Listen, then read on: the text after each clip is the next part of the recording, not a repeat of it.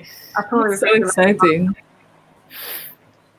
I don't know why that's exciting, but that's super exciting for me. Like, yay, 4 people. Would we be able to see people interacting with us on Jitsi, or would we have to? No, you have to. So I can see because I have the back. Oh, you're the. Oh, so we would have to like have the. Okay, yeah, all right. Let me see. So Jackie is on. Oh, hi Jackie. But yeah, I think I don't know. How do you guys want to start? How we usually start. Okay. Which Yeah, means this is- it's horrible to start. Hey, All right, everyone. hi everyone. Welcome to a live episode of Like a Real Book Club. I'm Drain. I'm Christina. And I'm Ashley. Wait, why didn't we do the where we talk about books and just about everything else? Cool. It really is an episode. All right. So hi everyone. I'm Drain. Welcome. Wait, no. What did I say? This is so Welcome back adorable. to another episode adorable. of Like a Real Yes, Book it is. All right.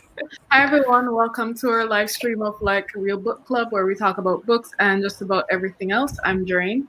I'm Christina. And I'm Ashley. I guess in the audio version we'll just cut out like the. Yeah. All right. But also, this is just very regular for us. So.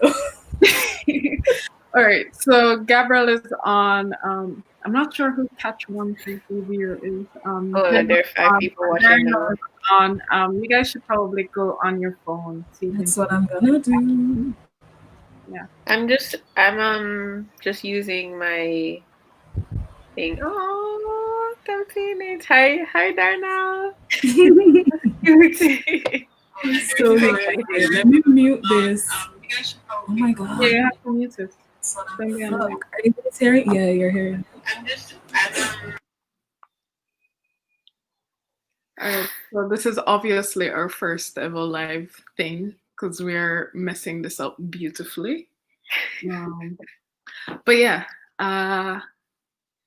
how have you guys been? I literally spent all morning editing the award sheets and making sure that everybody who was nominated was in the right category, in the right year. And I was in the awards Telegram group telling, because it's really just Gabby and Sasha, the two of us, 3 of us people in it.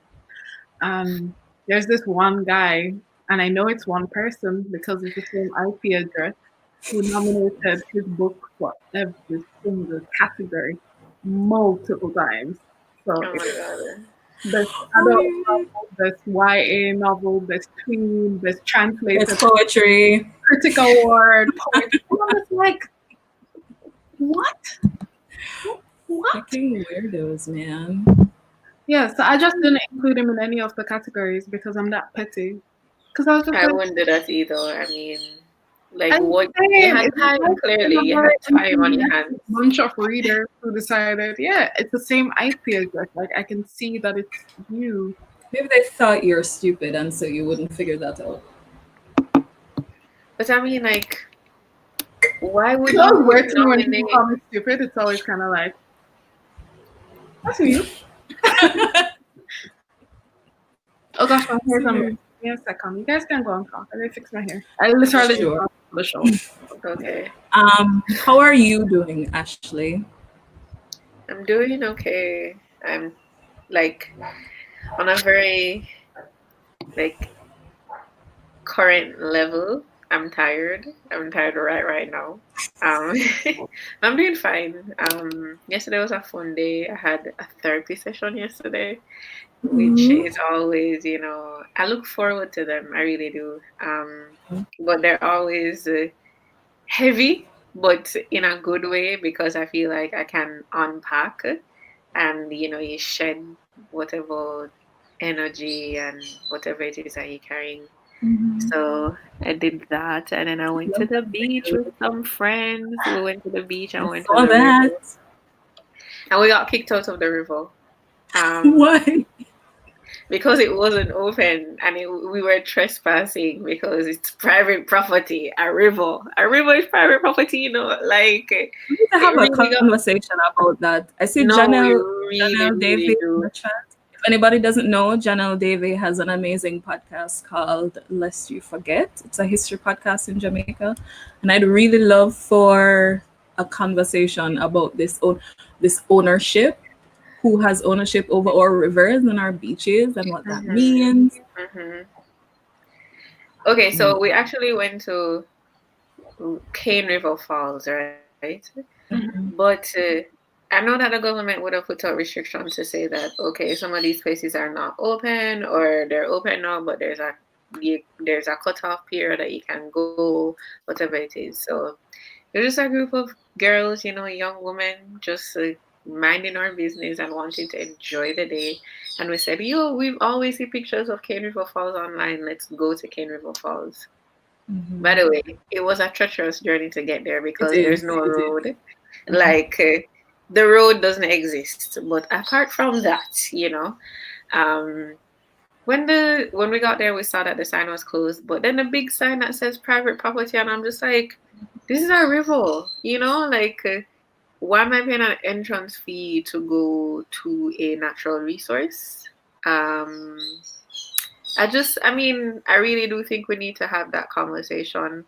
I know people say that, well, we privatize beaches all the time and you have to pay an entrance fee, and the entrance fee goes towards, like, cleaning up the beach and making sure we have the umbrellas and the this and the that.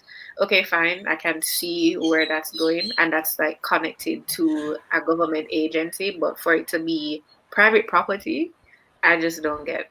And then I don't know. Sorry, you can go. I was saying that the thing that I hate is that we are completely unimaginative. Like we refuse to think about. I love Jared's face.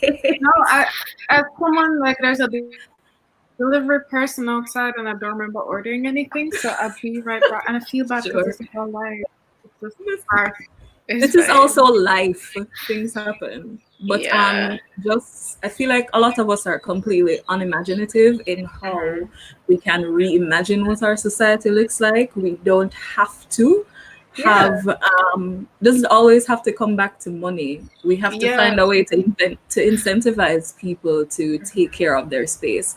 And I don't know, I mentioned it a long time ago to some people that's one of the things that I'm really interested in this idea of land ownership, who owns the land, because I'm still of the mindset that a lot of Jamaicans do not feel any sort of connection to this land Jamaica, this physical land Jamaica. Don't feel any sort of ownership over it, and as a result of that, I'm not necessarily incentivized to be stewards of that land. You know, it's not mine. If every day the government or any person with power or any sort of economic wealth, if every day they can just come and buy up a piece of land and it's screw me, what does that tell me, you know? You forcibly remove the people who have existed there for ages, and then a lot of the times the relocation process, you put them someplace that, it's completely foreign to them. They have to readjust. Being removed from where you are is traumatic in itself, and then the readjustment period is traumatic and different for everybody. But it was just the lady who came to tell us that, we're closed, and by the way, you're trespassing, like, that really got me annoyed, because I'm just like, what do you mean trespassing? Like, you have this big gate to say that this is private property with this big sign, and we were literally sitting on a rocks in Christina. It's not like the place. Okay, so I get that the place was closed, right? I get there was no activity there. It was just us, but like how people say, okay, well, there's chairs there that don't belong, like somebody would have had to make that, or the umbrella thing that we spoke about earlier. Like, there was nothing, or seats were rocks. Like, we were literally in the river, and this lady is going to tell us that we're trespassing. It blew my mind. And then it was just a stark contrast to Bob Marley Beach, which is where we went after, because I mean, while Bob Marley Beach is gaining in popularity and also people are going there now because of its proximity to Kingston, a lot of people, it's still free, which is great. And it's a beautiful beach with a beautiful landscape. But there are things that are happening that, I mean, I guess there are people who would have lived there already. So community tourism is a thing. So, you have a shop there that people can go and buy food if they want to. They buy alcohol, whatever it is. But then you have to rent the stuff now that they make with the bamboo per hour. Mm-hmm. It's like $1,500, and we're like, okay, fine. Well, I guess you had to make that, so sure. But it's just, I'm hoping that I'm okay with them doing that as opposed to having some sort of entrance fee, because I do understand that there is a maintenance to these things. And if you have visitors who come whenever they like, fine. But if I live there, I'm the one who will feel the brunt of it, the effects of when this space is not properly treated. And it's always great to have more resources in order to maintain it, because maintenance of anything is a lot. So I understand that, but it's just an interesting. I would love to hear that the whole. Well, I'd love to have that conversation about land ownership that you're talking about, because I think it is an important conversation. It's something that we're taught that is absolutely aspirational, and the more you realize, especially living in 2020, or just yeah, just living right now, what wages look like, what just like how disposable income is set up for different groups of people. Land ownership or even home ownership it feels really unattainable for a lot of people, and so like it's just like, what do you do? Like what happens? How you plan for your future if you feel like you can't really say, okay, well, I can leave something behind for somebody afterwards. I don't know. There's a lot to talk about within this topic. So that's how Ashley's doing. Yes, that's what I'm doing. I How are you, Christina? I'm Are you okay, Ashley? Yeah, I'm okay. I'm okay. I'm a lot more okay than I was this week. There's a lot happening with me mentally, emotionally, trying to navigate um, my new, well, not new, it's not new, but coming to grips with my new diagnosis and learning how to navigate that. It's been a lot. It's been a lot to digest. It's been a lot to think through. It's been a lot to think about how to live with long term, especially because it means perhaps taking drugs long term. So it's a lot, but I'm okay today, which is great. How are you, Jerry? Doing great. I know. Yeah, doing great. I'm anxious. I'm alright. I'm alright. I'm pushing through, and I'm realizing earlier today I was thinking about what we did at the start of the year when we went with Kaya and we had our list of all the things. We were so hopeful. No, we're really, yes. I can't believe that was really this year. Right? I was thinking, and I was like, this feels like it was forever ago. Mm-hmm. I was actually thinking about the stuff that we said we were going to do this year, and like the things that we actually did do, personally and book club wise. But I'm talking personally now. It's kind of cool because we actually did quite a lot of what we said we were going to do. Yeah, we have. Despite the world being chaotic, and then the things that we didn't get done, it's like, well, the world was chaotic. The world was really chaotic. So yeah, I'm proud of you guys. That's how I'm feeling. I'm feeling proud of us. Oh, We did that. Proud of us. But it really does feel like we did that years ago. That whole, this is our 2020 goal. Does it even make sense to make a 2021? Oh yeah, definitely. I think it'd be good. I think it'd be good to at least have an idea of what you want to do, what you want to have. It might not work out the way you want it to. It won't. I think that's the thing this year has taught me, is just like be plan anyway. You can have ideas. Be flexible, because if it is that you aren't, like, for me anyways, if I don't have a plan, then when things go great, it's like that's true.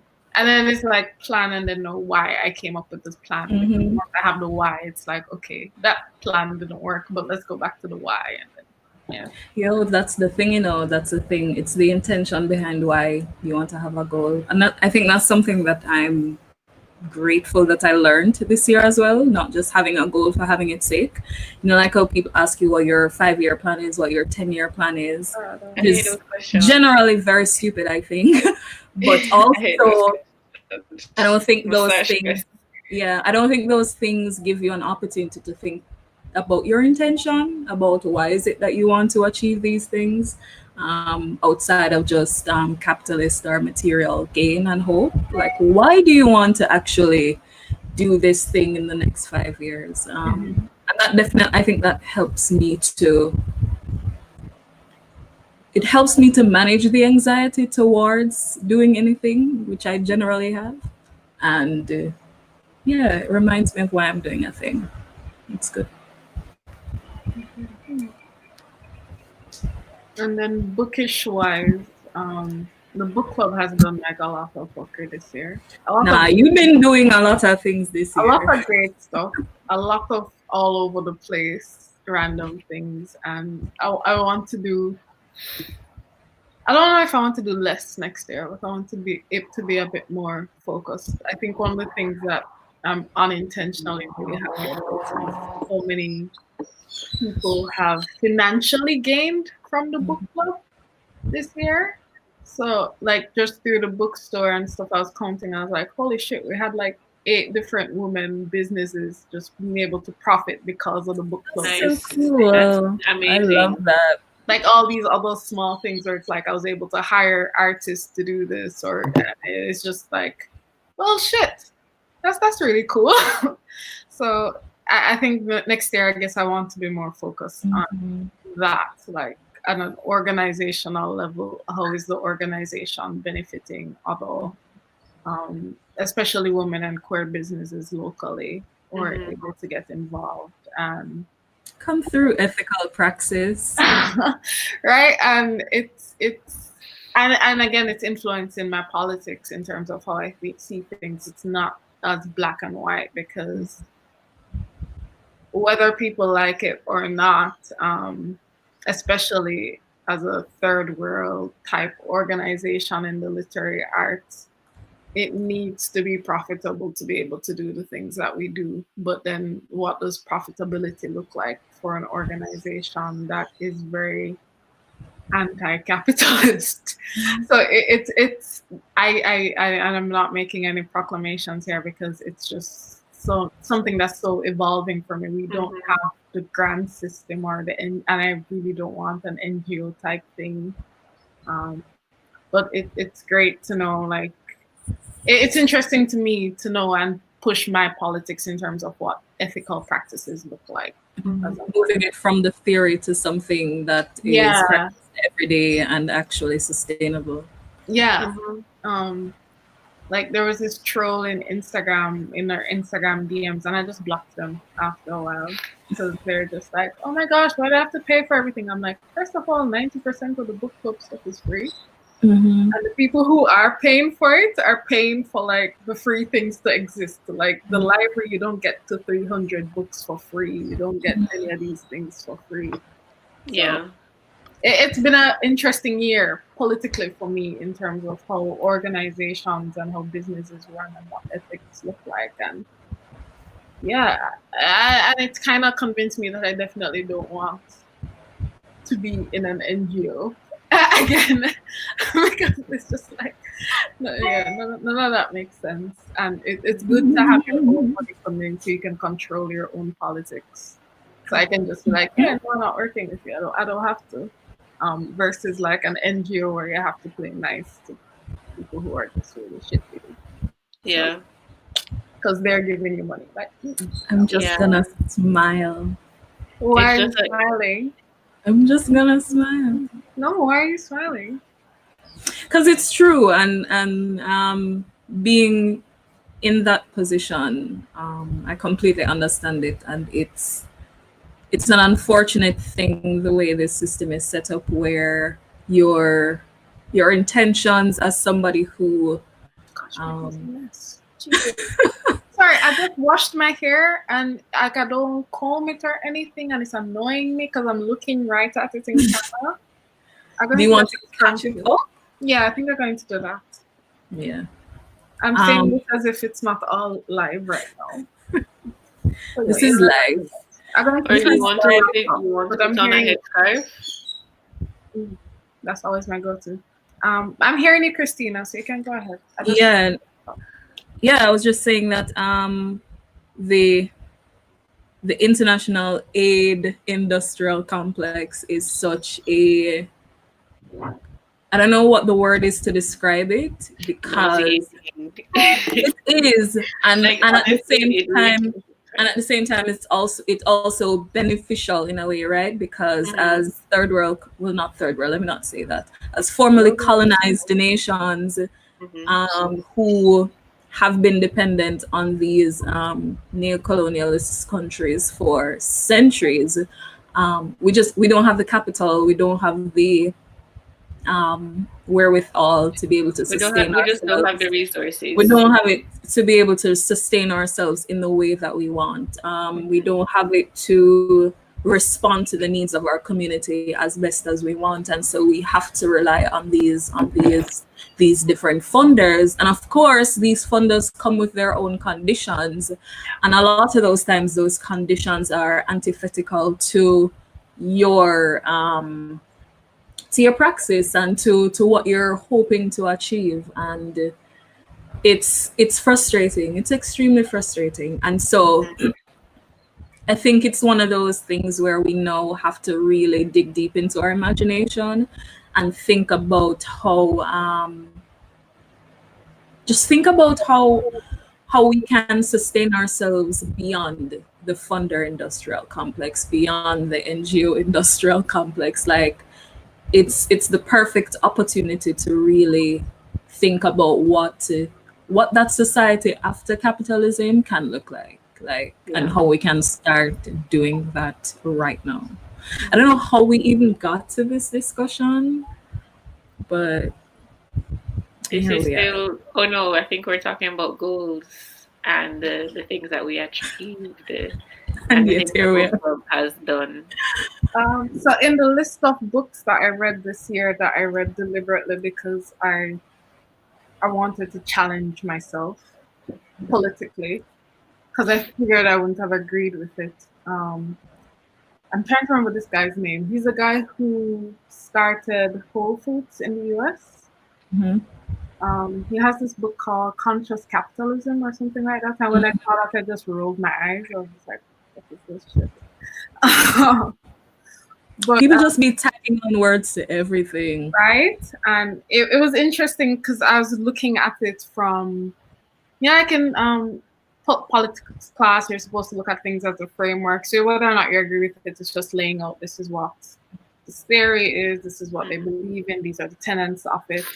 And what was interesting was it was the first time it was the first time I saw someone laid out that the different tenets of capitalism, just like how you have the different tenets of socialism, and it says this is not true socialism, and then you have like the whole line of argument as to why that is not true socialism. This is why socialism failed. You can't look at that. So he did something very similar, and this is someone who grew up with very leftist ideals, and how he has used that to channel how he operates Whole Foods.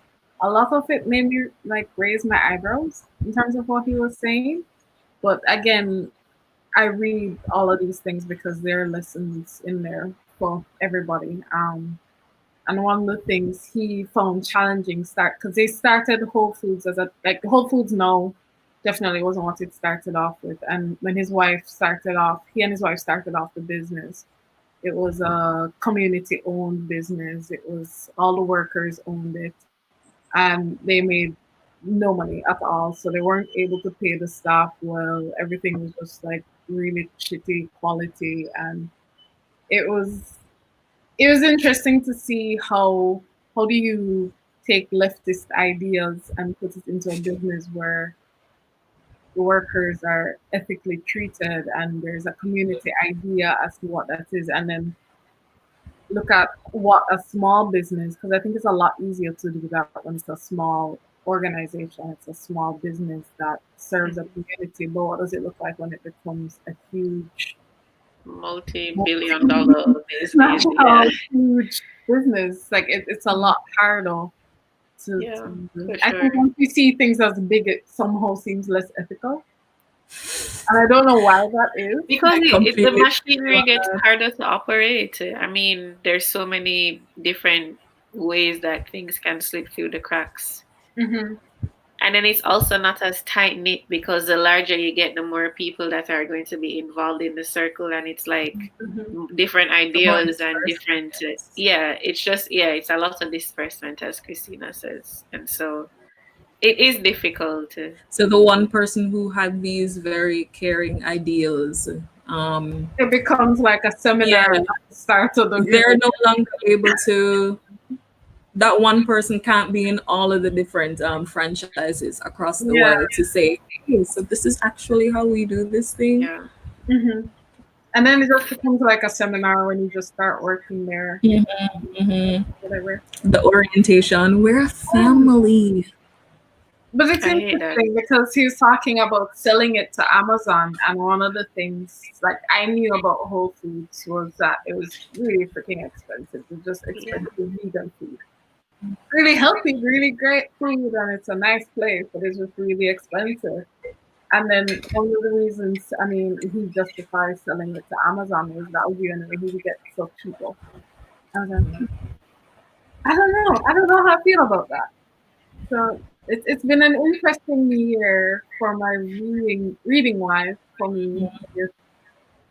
And developing your personal. I was saying, and developing your personal politics, or at least interrogating what that looks like. And I don't think I've found anything where it just be like, yeah, that feels 100% correct to me. And I don't think I'm going to. So I'm sure there are going to be a lot of people that disagree with how I do things, and that's fine. I disagree with how a lot of people do things, and it's changing. So that's how we're all doing. I like how we're all doing stuff just seems to be like, this is the world around us. This world is chaotic and I hate it. Yeah. I want out.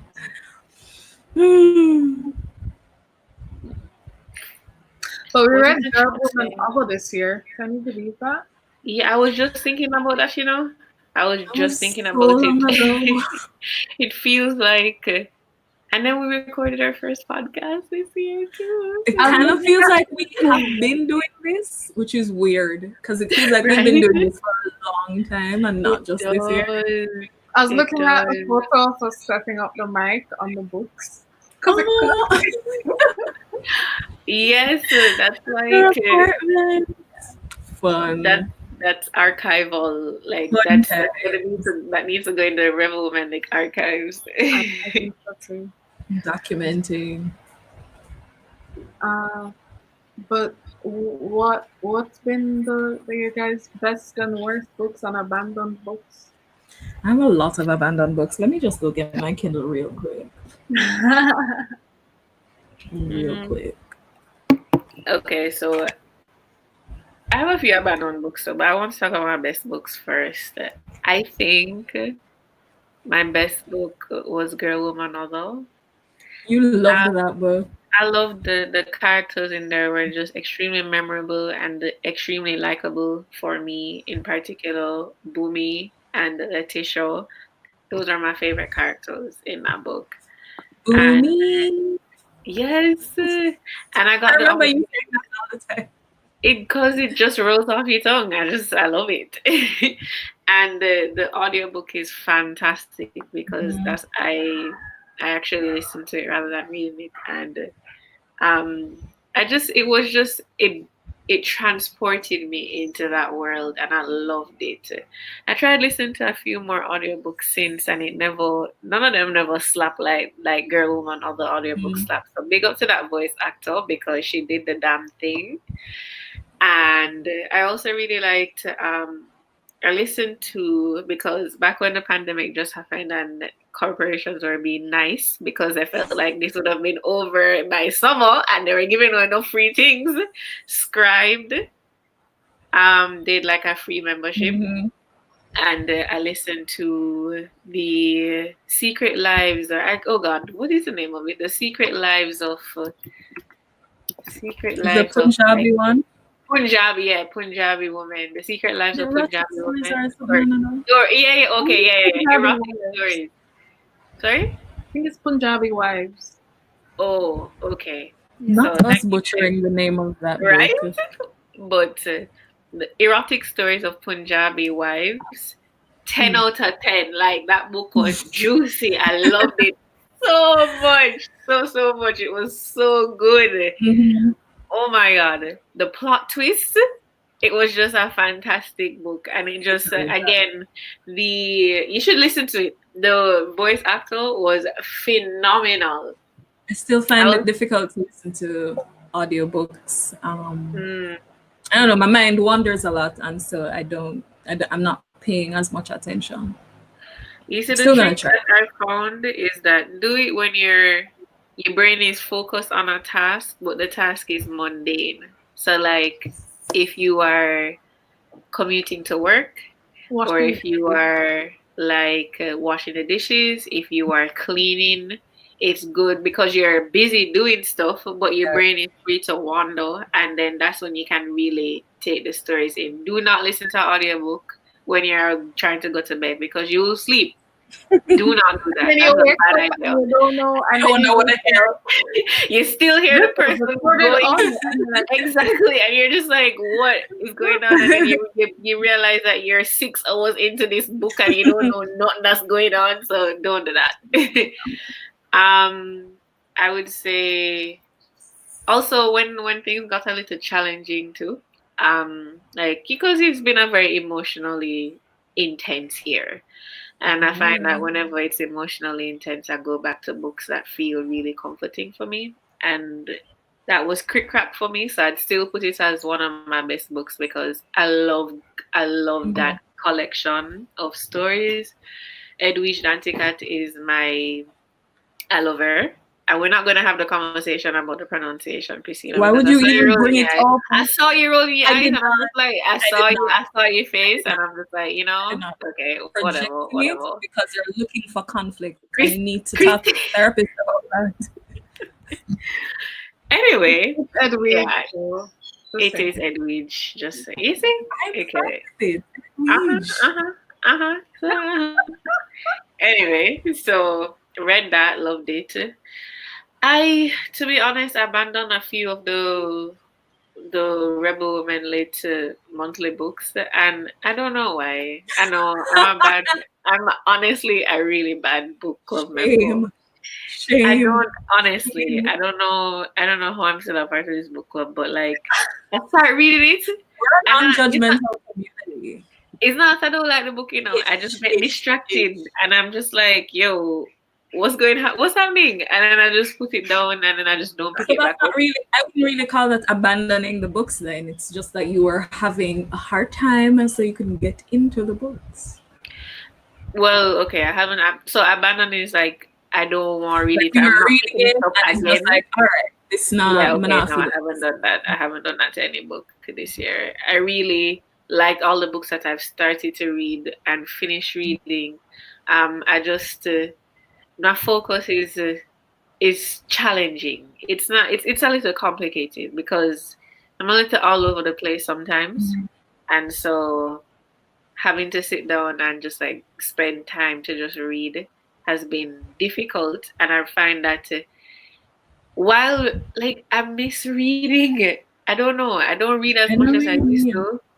I don't read as much as I used to anymore, and I just feel like I don't know how to get back into that zone of reading and like prioritizing it.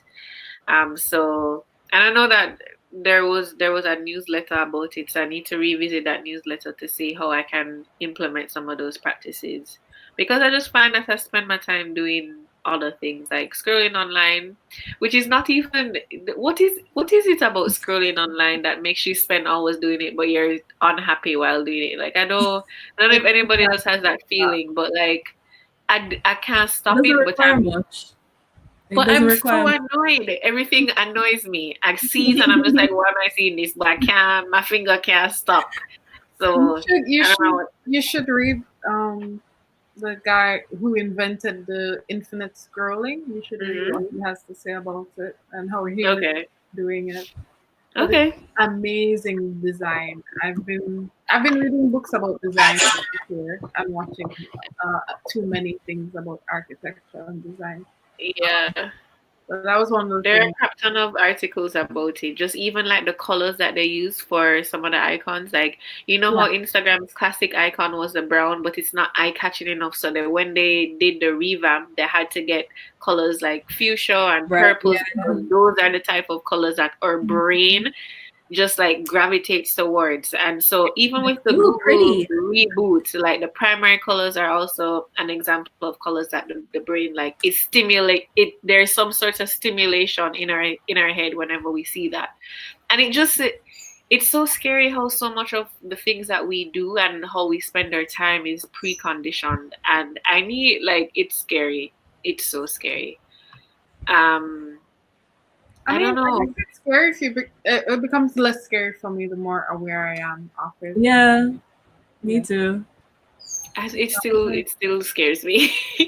Because it's just really, I don't know, whenever I find myself doing something, especially if I don't like it, I question it. Like, why am I doing this? And how is it designed this way? And how do I rewire my brain, I guess? Oh, you question it and not question yourself. Big up you. Question myself.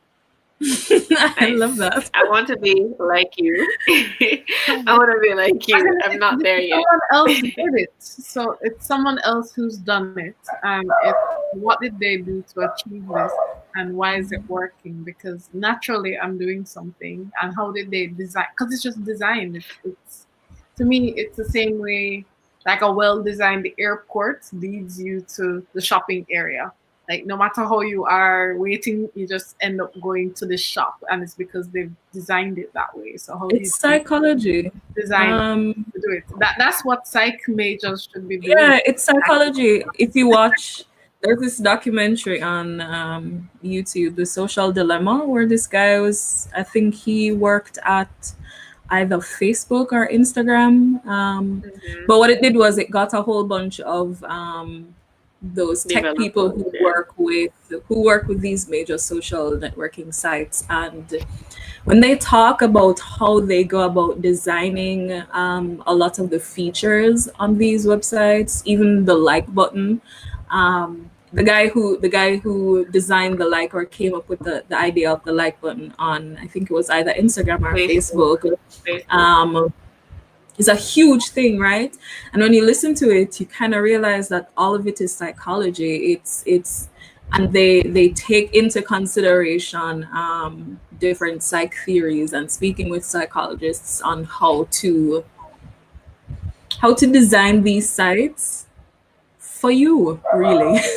Like how to design it in a way to, I don't want to use the word control because it makes it sound a lot more nefarious, even though it kind of is, but it sounds a lot more nefarious than I want it to sound. But it's in a way to control your behavior and how you engage with these sites. So it's all psychology. Like it's determining as a human being, all right, what do they like, or what would spark some amount this sort of feeling or emotion in them. All right, let's do this. And then after that, we know that they'll want to do this next. Just like Jerry mentioned with the airport, you're going to have a 6-hour layover. Let's have some shopping malls, let's have a bar, let's have this, let's have that. Let's give them multiple things to do while they're doing their 6 hours. Yeah. It's all psychology. It is. And you don't learn any of this in psych. As a psych major, we never learn none of this. Consumer You don't learn psychology is anything in huge. school that you need. So Jerry, I didn't hear what you said. you don't learn anything in school that you need. Fair point. I'm trying to find this book I read about colors, but I can't find it. I don't know why I started. Color theory, like a color theory book. Color Yeah. theory is huge, InDesign, color theory, and consumer psychology, king and queen. Like you can't. That's like the perfect pair. Anyway, did I? Are there any books that I read this year that I didn't like? Did I say that already? I don't know. No, you haven't said. No, you haven't.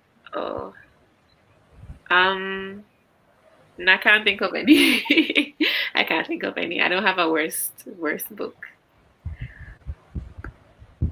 I don't think I have any books that I hate either. Mostly again because I've stuck to the ethos of if you read it and you don't like it so far, just stop read it and done, instead of reading it and then not. Some of my favorite reads this year, I definitely loved Girl, Woman, Other. I really loved that book. It's a beautiful book. It really is, and you can listen to our episode on it for the reasons why I love that book. It's just a really great story, multiple stories of different women, and specifically Black women or women who are read as Black in Britain. The experiences that they have, and just again complexity, and we don't often get a lot of that when we're reading about Black women. We don't get that varied personalities and how they navigate the world, and I really enjoyed that. Nuance. I hate that word so much. I don't hate it. I don't hate it. I don't hate any word, but when you see it so many times, it's just like, ugh, we get it. I read A Small Place this year because Jareen always talks about A Small Place by Jamaica Kincaid. It's really good, and I think I'll be reading it again, but a lot slower. Like honestly. Yeah. A Small Place is really good. So everybody, or if you don't know, Jamaica Kincaid is from Antigua. And so the story, she's writing about Antigua, but honestly, if you live in any Caribbean island, any tropical island that was also formerly colonized, it's applicable. Like it really is. She talks a lot about the tourism industry and just how the tourism industry is just a nicer form of the plantation system in a way. But yeah, it's really good, and I think it's one of those perfect examples, I think, of wait, is this book fiction or nonfiction? It's creative nonfiction. Yeah, creative nonfiction. But yeah, it reminds me a lot of this belief that I have that fiction-ish or creative nonfiction are really good theory books, or really good teaching tools. Like you don't always have to read textbooks to get an idea of a thing. You can definitely read fiction, poetry, creative nonfiction, and it still allows for critical thinking. What else did I love that I read this year? Talia Hibbert. Oh yeah, you've been talking about her a lot. Is it a lot, really? I feel like it's like twice. No, you talk about her quite often. Fine. But I like it. I like to talk about her because you're genuinely excited. Yeah, because I got into her work this year. She's been on the scene for a long time, but this year I got into her work. She's a romance writer. But I love that I hate this is another word that I hate, but her books are very diverse. She writes about neurodivergent people. She writes about people with chronic illnesses. She writes about people with different mental illnesses. And I love that because she gives them an actual personality because they're actual people and the stories aren't one dimensional. And I love that. I abandoned twice. I'm lying, but I'm telling the truth. I started that book last year or year before, abandoned it. Then I decided to start again this year and I abandoned it again. I just could not, I just never did I feel it. I not feel it. And it's not that it's bad, but I just never did I feel it. So I abandoned that. I also abandoned She Would Be King. I've decided to abandon it. Why? I just sort of got disinterested in the story, which is weird because How far did you get in it? I think I'm about 75% in, and that's around the time I was just like, yeah, I felt very disinterested in continuing. Why? I can't even say why. I really can't even say why. I just got disinterested. I feel like if it was shorter, even though it's not a long book, but if it was shorter, I'd be like, oh, cool. But it felt like the story was going on and the story could have ended. So I kind of abandoned that. I loved, and these are some Rebel Women lit books because Jareen picks great books. Crossfire, of course, by Stacey Unchin was really great. Oh my god, that's so good. That's so good. It's really good. And I think it's one of those poetry books that I would definitely go back to. Yeah, it's like Bone by Ursula Daly Ward. You can always find something in there. Yeah, A Tall History of Sugar, of course. And I think one of the reasons why I loved it is because we got to speak with Cordella, and I guess hearing her talk about it sort of made me love it more because I like her and I liked having that conversation with her.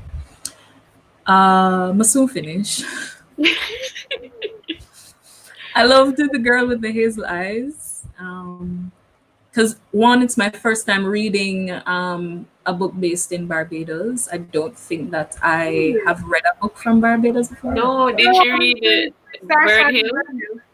Oh, right, I did, but I didn't finish that. I don't think I finished Starside. Oh, really? Yeah. How far did you get in that one? Maybe like 30-something%. It's not because the book wasn't good or anything. I think I was going through a lot. That was a rough month. Yeah, that was like, was it May or June? I think it was June or July. Yeah. Okay. Like one of those cloudy months. Yeah.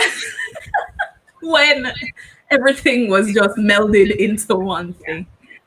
And I loved The Girl with the Hazel Eyes. I don't know, I just really liked that book. I thought it was really well written by Callie Browning, and the characters were fantastic. And I love a mean character. I love a snobby, stuck-up character, and Susan was that for me. I do. I love Mean Girls. I really love Mean Girls. But the problem that I have with Mean Girls who are in stories is that a lot of people don't do them justice. A lot of people don't contextualize the meanness, especially when it comes down to teenage girls. And that's the annoying part. Because there's no gender analysis. And it's like, oh, duh. I read Zikora because of Davy. Let me call you out. Read Zikora. We have an episode coming up about it actually. I won't give any spoilers really, but it was a bland book for me. I don't know if I put it in a I did not like pile. It's like a blah. If you have like a shelf of blah books, like books I could have done without. Yeah. It's a book that did nothing. It gave us nothing. It's just like, go on, girl, give us nothing. It's like white rice that's not really the dish. You know, like the food just served with the white rice. It's the ones where they give you like at the Chinese restaurants where they don't add salt or anything. It's just like, because you need this for your sweet and here it is. It's like, you know what I mean? Since you need it, here it is. And that's exactly what Sakura was. It's like, yeah, yeah, yeah, you know. I think I have more. Oh, I Abandoned the Opposite House by Helen Oyeyemi. I don't think that she's for me. And I think that's Fair enough. okay. I Yeah. think that's okay. I feel like she's one of those writers where it's either you are in love with the world that she builds or you're just kind of like, meh. Yeah. And I'm meh about it. And I think she's a great writer though. Like from what I've read, I think she's a really good writer, but it's just not for me. And I'm okay with that. I'm not familiar with her. She writes a lot of I think I have some of her books in the library. Weird. I don't know if it's fic. What? Yeah, it's definitely in speculative fiction. Oh, okay. It's like a weird blending of you think it's a normal world, and then all of a sudden it's like very weird and twisty things that happen. Is it kind of like that sounds like that the HBO show that recently got released with the monsters? What's the name of it? Yeah, it's the same genre. Oh, Lovecraft? Yeah, Lovecraft. Yeah. Lovecraft. It sounds like that. So it's in the same realm of Lovecraft. Okay. Stuff where it's a normal type world and then weird stuff starts happening. I think Helen is a lot more subtle. Yeah, that's the thing. So you're always having to ask yourself, wait, is this real or is this not real? Yeah, kind of. Okay. But then by the end, you know, this was definitely weird stuff. But it starts off as a very normal type world, and then something starts going off. I think a lot of other writers in that. I think we need a new word. Like Lovecraft did a great job with coming up and shaping the genre, but she's not great. But in that genre of horror, I think she's a lot more subtle. So there are a lot of people where they're always like very on the nose. Like I think Moreland is very on the nose with stuff.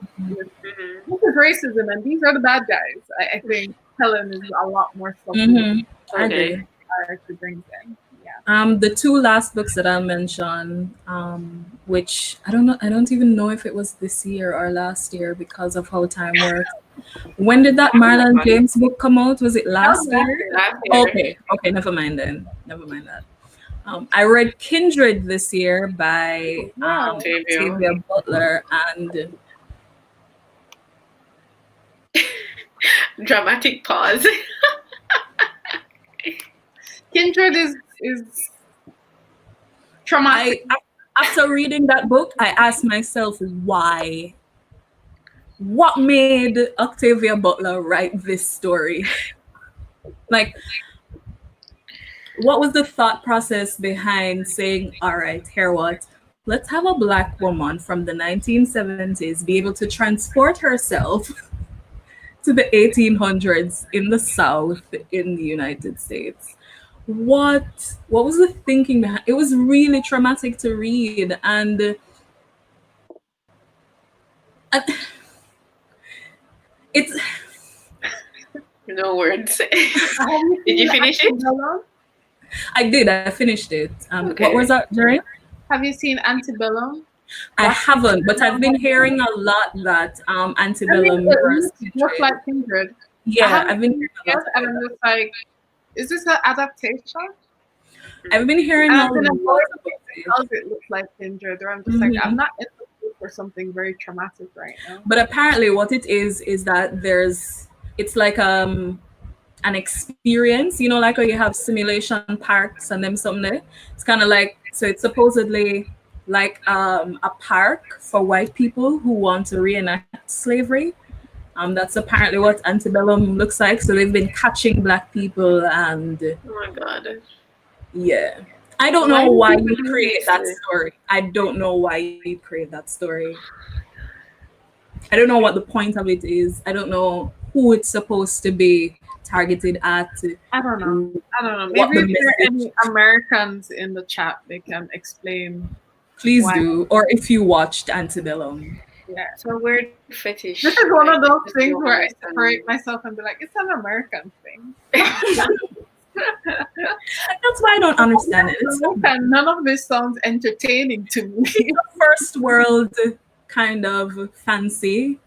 Like you're fetishizing racism. I yeah, don't. but like it doesn't sound entertaining to me as a Black person. So I don't know if Black Americans find this like a thing where it's like, yeah, I want to go to the theater to watch. I don't think it came out in theaters. It came out on Amazon. It came out on Amazon. It was supposed to be a theater release. But I know that quite a few of my the people that I follow on Twitter, like the academics, Black American academics that I follow on Twitter, a lot of them never see it. But they also saw they also saw how very similar it was to a story like Kindred. Like it seemed to have taken from it, like fully taken the entire storyline from it. I'd say people should read Kindred, but you know, it's a traumatic story, I guess. Really, but it makes me want to read a little bit more Octavia Butler. I remember Jerian from one book club you had mentioned one of her books that you read and the weirdness about it, and I just need to understand. That was Fledgling. So is it Fledgling? Yes. Yeah. That's it. Now that you brought up, something I'd recommend anyone read. It's another level of weirdness. That's I wouldn't recommend that. I think Parable and the Soul is like a great intro to Octavia Butler. I think everyone should read that. Why didn't I do that? No, you wanted to go straight for the trauma. Yeah, I think Kindred is traumatic. I think Fledgling is problematic because there's that huge age difference. That's just. I remember you mentioning that, yeah. Like, and then she explains it away and says, "Oh, she's not really that young because she's a vampire," and I'm just like, "Yeah, no, this is still creepy." Still. So I abandoned that book. I didn't finish it. So yeah, I think that rounds up some of my favorite books. I feel like I might be missing out some of them, but for now, let's just go with those. I'm looking over at my shelf right now, and I'm trying to think of books that I think didn't get a lot of attention this year that really deserved a lot more. And I'm going backwards in terms of books that would have come out this year or books I would have just read this year, and I go, why is no one talking about this? A Million Aunties, it still pisses me off that the reviews that I've seen of them are so lackluster. And then I also hate myself because I haven't done a review. I think if you loved Girl, Woman, Otto and you loved A Tall History of Sugar, imagine a marriage of those books. So, like Jamaica with really, really sweet older characters who do yoga and open art residences, and none of it sounds weird. So I think A Million Aunties. Someone described Like a Mule Bringing Ice Cream to the Sun as a Sunday afternoon type book. And that's how I feel about A Million Aunties. You said it, Christina. I think that's perfect description. That's how I feel about A Million Aunties too. It just feels like a nice Sunday afternoon where you're just chilling and reading. And it's not too dramatic and fast-paced and things are all over the place. And so it's just a very nice, calming book. But I think A Million Aunties deals a lot in terms of I think she's an excellent writer with bringing up traumatic moments that happen in our lives as Jamaicans. When you pick up the news, there's some trauma happening, but she doesn't do that whole blood and gore. She does it in a way that's very responsibly written, where it's very, this is the reality, but I'm writing about it as a writer who cares and who understands that the readers may have experienced something like this as well. And how do you responsibly show that? I think she does a great job at that as well. It's just a really nice book. I think everyone should read it. It's a very hopeful book that's not, it's not fake. It's the type of hope that I think Jamaicans need, especially at this time, without it being very fake and airy-fairy type things. Another book that I really liked that I don't think got enough attention, I read it this year, but it came out last year, is My Fishy Stepmom. I'm trying to read to see who's the author. I can't remember the name of the author and I feel bad. Let me just grab it. But that book is really good. It's really funny. It's set in Barbados and like the character in it she's a tomboy that loves cricket. Her mom died, and her dad is dating. And you know those Disney movies where the kid doesn't like the step parent and they pull pranks and all. So it's like that. That sounds so cute. It's cute, and it's is it YA or is it no? Is it YA? It's middle grade. It's tween. So it's like 9 to 12 years old. Okay.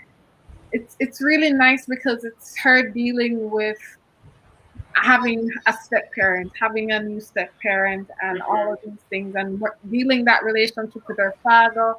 It's just a fun, amazingly paced book, and it's so Caribbean. Cute. And I love it, and I want to read it again. Like, I really want to read it again. I think I said it in the group that there's this DJ in it. Live streaming is on. Okay. Okay, I think we're back. Okay, yeah, we're back. Okay. Oh, Tanya has said it. Her name is Shakira Bourne. I missed that in the chat. Is that the one with the really cute cover that looks like? Oh no, it's not. Okay. It's not a cute cover. It's a funny cover, but it's not cute.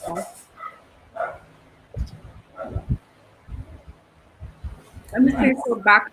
Are you seeing this on the?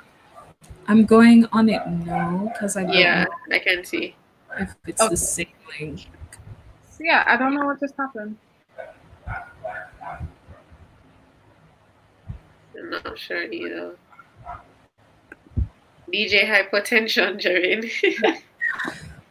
So, anyways, I'm saying this book is really funny. It's hilarious. I think everyone should. I'm really looking forward to rereading it because it's so good. It's so good. Are you gonna put it on the reading list? Maybe. I don't know. We have never read a middle. Wait, no, we read Pet. I think we have. We read Pet. So we did read Pet last year? Yeah, Pet was last year.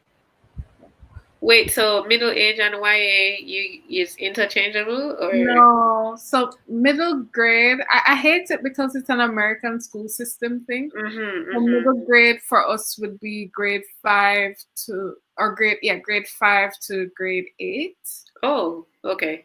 So wait, but then Pet is YA though. Pet would be like. It was a middle grade book. Really? Yeah. Wow.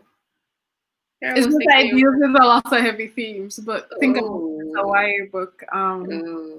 Because even the main character, I think she's like 10? 11. 11? Yeah.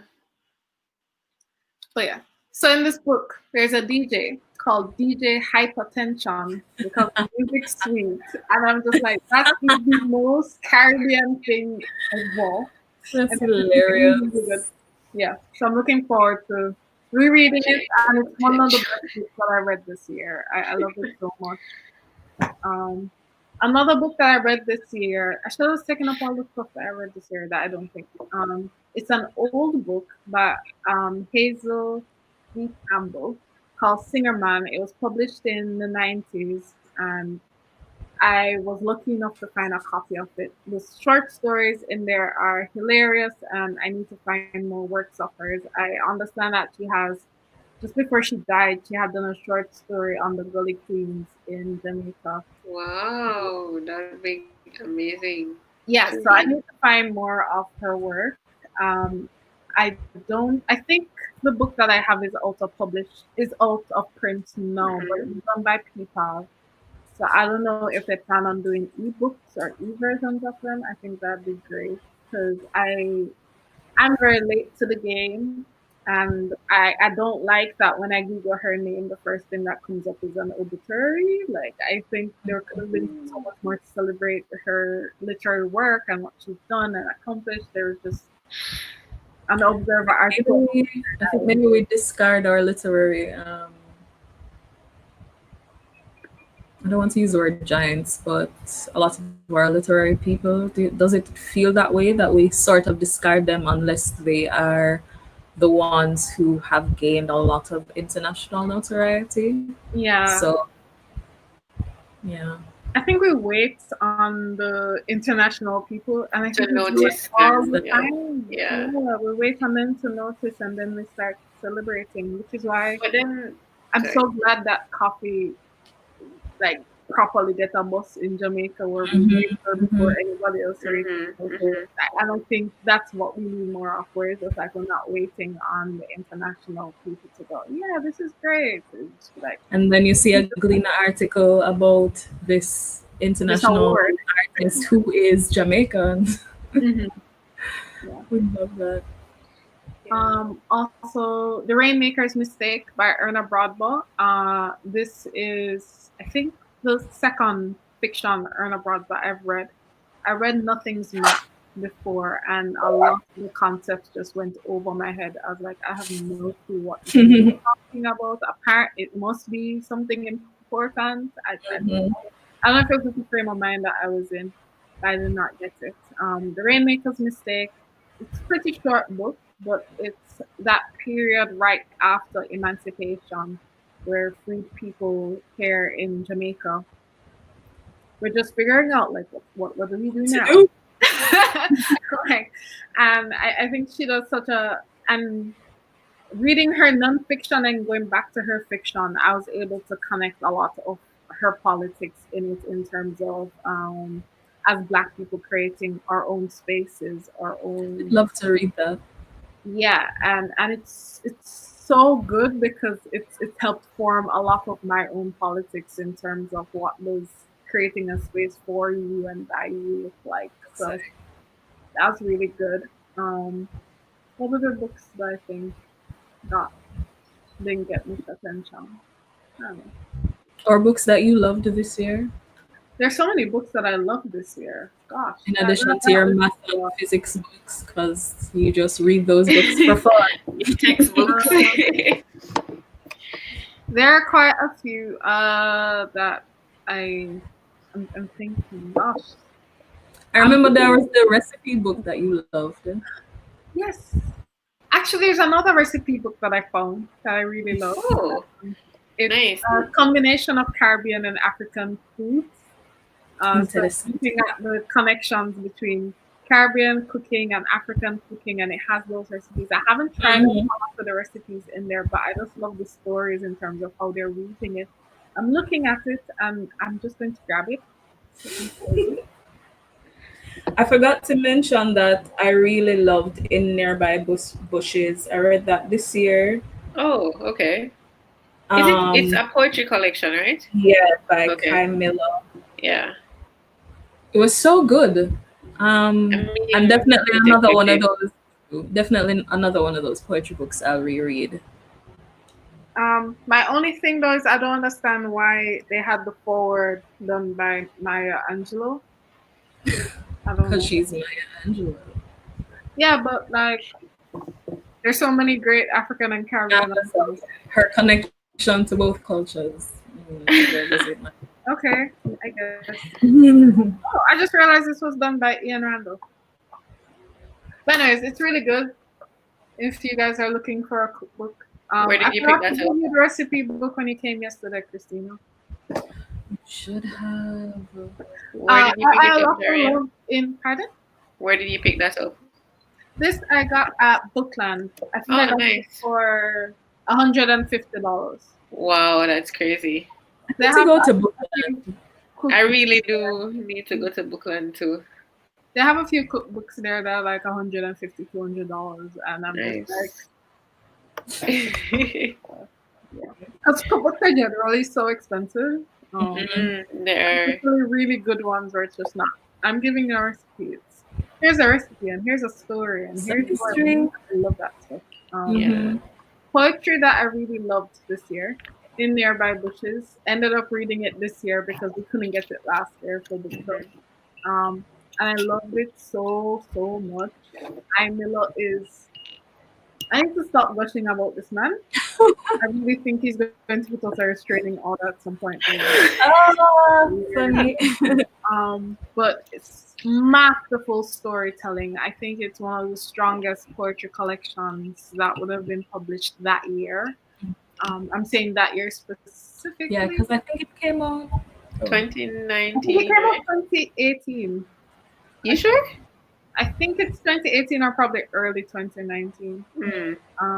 But it was an amazing story. Kai has this ability to take one dege thing and build worlds on top of it. Very intense worlds and in nearby bushes.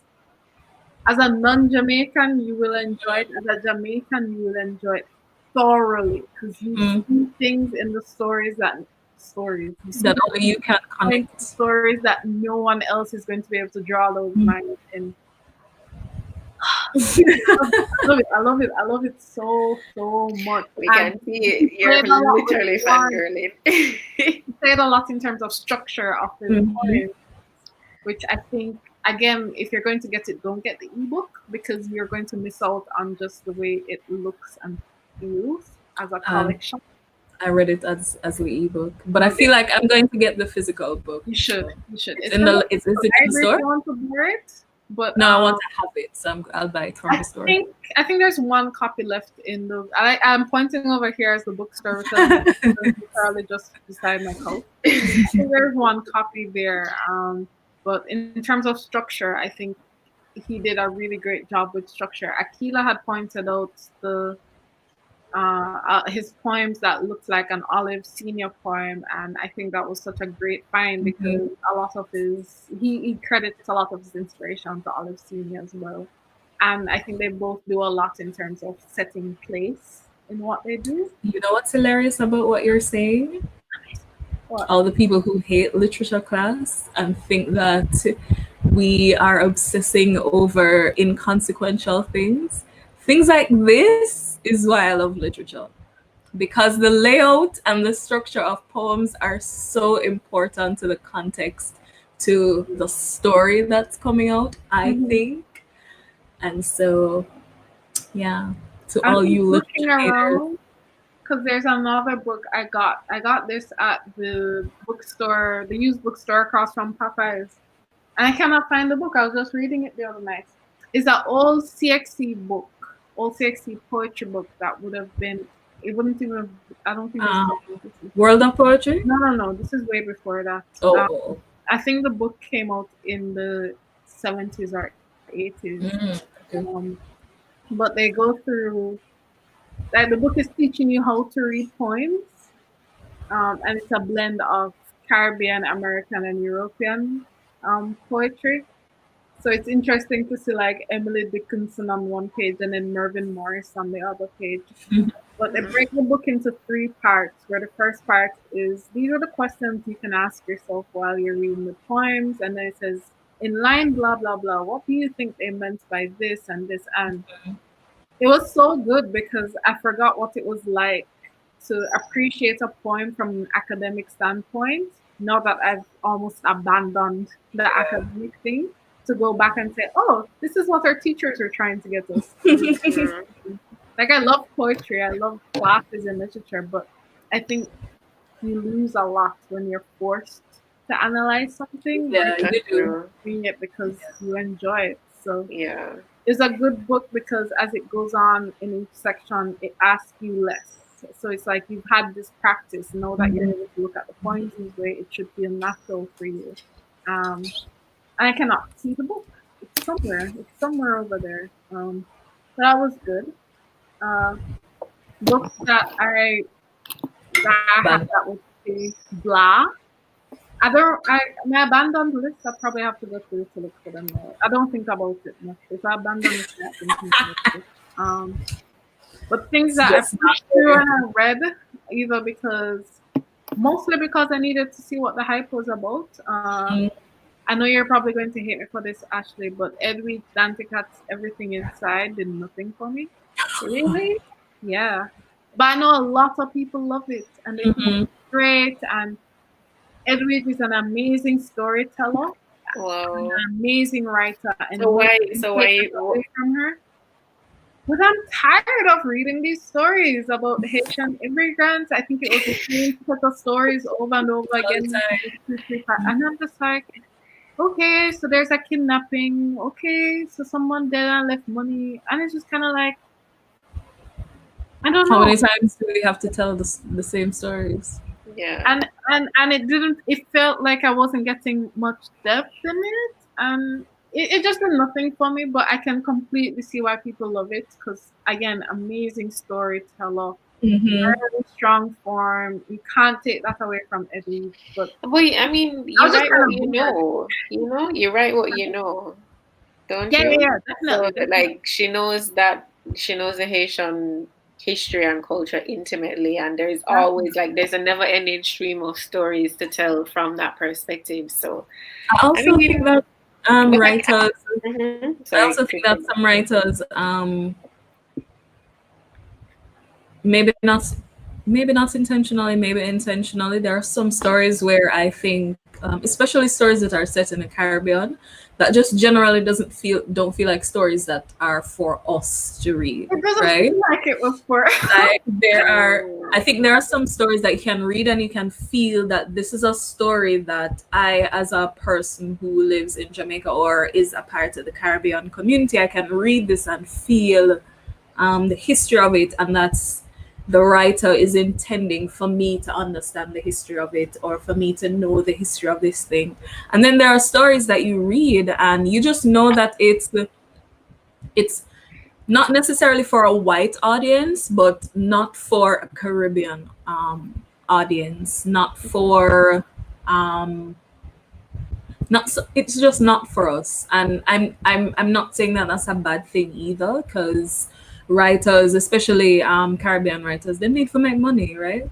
So I completely understand that, and we've talked ad nauseum about how the publishing industry works and how editors might work sometimes in terms of making stories more universally appealing. So I'm not necessarily faulting authors for doing what they do in order to make them money, but there are just some stories where you can definitely tell that the story isn't necessarily for me.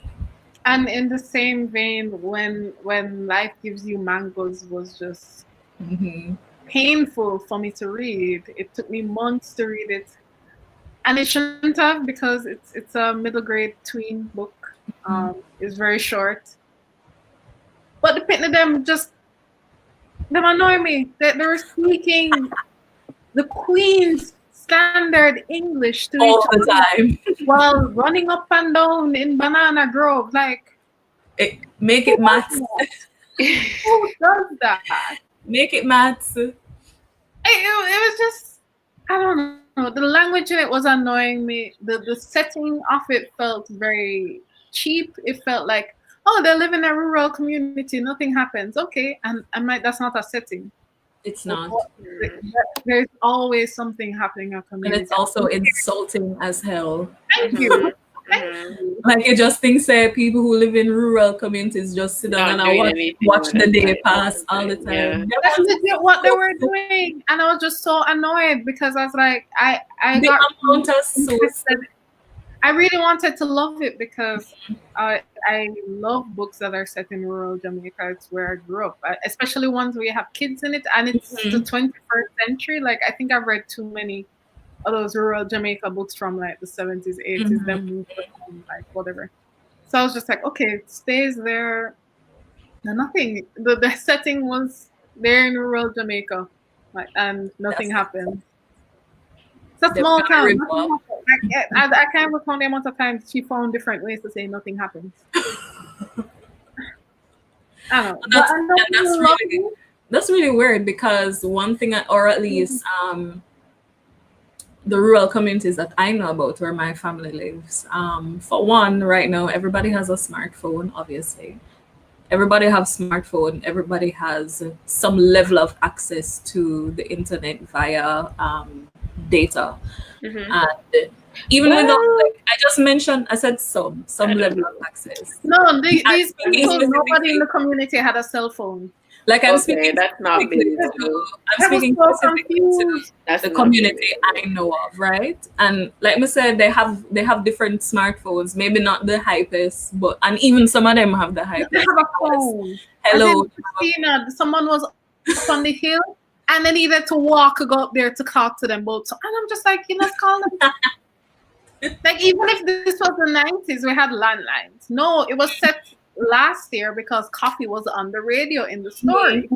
Yet nobody had a cell phone. There's a storm coming and nobody knew about it until the morning of the storm. No, he said that's not believable because every single Jamaican listen to the radio. Like the radio is king here. They found out on the radio the morning off. I'm like, no, people would have to hear his vocal. Exactly. Yeah, because that's not how it works. they want to make them money. Like that's just terrible attention to detail. Not even just detail. I need more people to read it so that they know I'm not exaggerating. I'm gonna read it. And I'm not hating on it. Is there a copy in the library? I don't think so, but I think I can add one. Okay. That's just terrible reference. Because I think about things like Gilbert. When people did about when Gilbert did it, people knew Gilbert was coming weeks before. Can you imagine? Like that's what I'm saying. There's no attention to history or reference. And then also they had them like they're barefoot after the rain. Okay, yeah, no, I'm insulted by that because like is she intentionally trying to write this very weird, idyllic, romanticized story? That's not even romantic. Like it's not romanticized. Like it's actually kind of racist. It is, but like when I say romanticized, I mean people have this very idyllic idea of simplicity in rural communities. It's not like it's supposed to be simple. And like where they have no desire or need for cosmopolitan or metropolitan fare, so they don't wear slippers, they don't wear these. That don't make any sense. And can you believe you walk outside and you're barefoot in the rain? Not Dettol, nothing for those. I was just about to be like, exactly, ringworm. Like everybody's talking about thing that we are obsessed with as a people. And we love sap people with alcohol. After them, when you go to the country, your parents are gonna tell you about ringworm or the people that you go stay with. So make sure you not go run up and down because you have farm animals and you can't just be walking anywhere barefoot. So there's that. But I think we could also there's something that needs to be said about the like people how they conflate simplicity with stupidity. Too, like that, it's like an almost interchangeable word.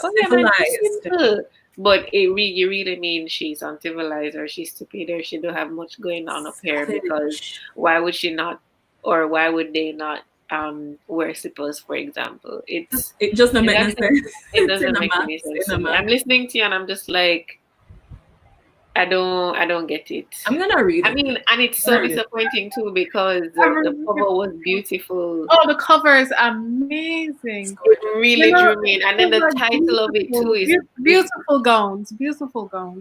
Honestly. And then the title too, it's an engaging title. You see it and you're like, oh yeah, I want to buy this. I want to read this. But then the story just disappointing. No, so. Gabby is saying that it sounds like they listened to their parents and said, I had to walk to school barefoot, and they took it literally and just assumed that. Oh my God. I don't want to talk about the book any longer because I think the talk about it instead. Okay. What else I really like? I like the book that we're reading this month. I haven't reread it yet. But The Marvelous Equations of the Dread. I'm really looking forward to reading it. I've been seeing some really good reviews about that. It's amazing. Amazing. I challenge anyone who doesn't like it. What? What don't you like? What? We need to talk. What about it? Honestly, I know that it won the Bookish prize. I think in 2018 or 2019. I think 2018. But besides that, I haven't really seen people hype it up. So I'm hoping that after a few people read it, more people read it, like in the online community. It'll come back into the mainstream. Yeah, because quite a few books have been coming back into the. I know Come Let Us Sing Anyway, that happened this year, where it's kind of come back into the mainstream and people are just like, oh, yeah, this book was amazing. That's a good collection. Chef's kiss. Leonie Ross? She's an excellent, phenomenal writer. She really is. I don't know. Like, you can't just write one book and end up on my best writers list, but Leonie Ross did it. Honestly. She's a cool Yeah, she's super cool. Her craft is strong. Like Leonie can describe a pencil to you in a sentence, and you feel like you and your pencil have like a great connection to life. Like you know this pencil and it's your dearest thing ever. I don't know. Her craft is so strong. Well, a lot of Caribbean writers are like that, you know. Like writing from the Caribbean, it's just there's a lot of richness in the stories generally. There's So rhythm to it. yeah, there is a lot of rhythm.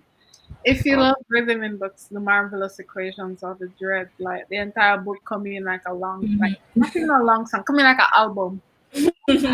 Yeah. Which album? I'm definitely reading this book. Definitely not a Chronics album. That's like is that shade? Is that shade? I think Chronic's album sound very. That's more than shade. Like, she said that with her chest, and I agree. But it's not that it's bad. I just think the album sound. It's one long song.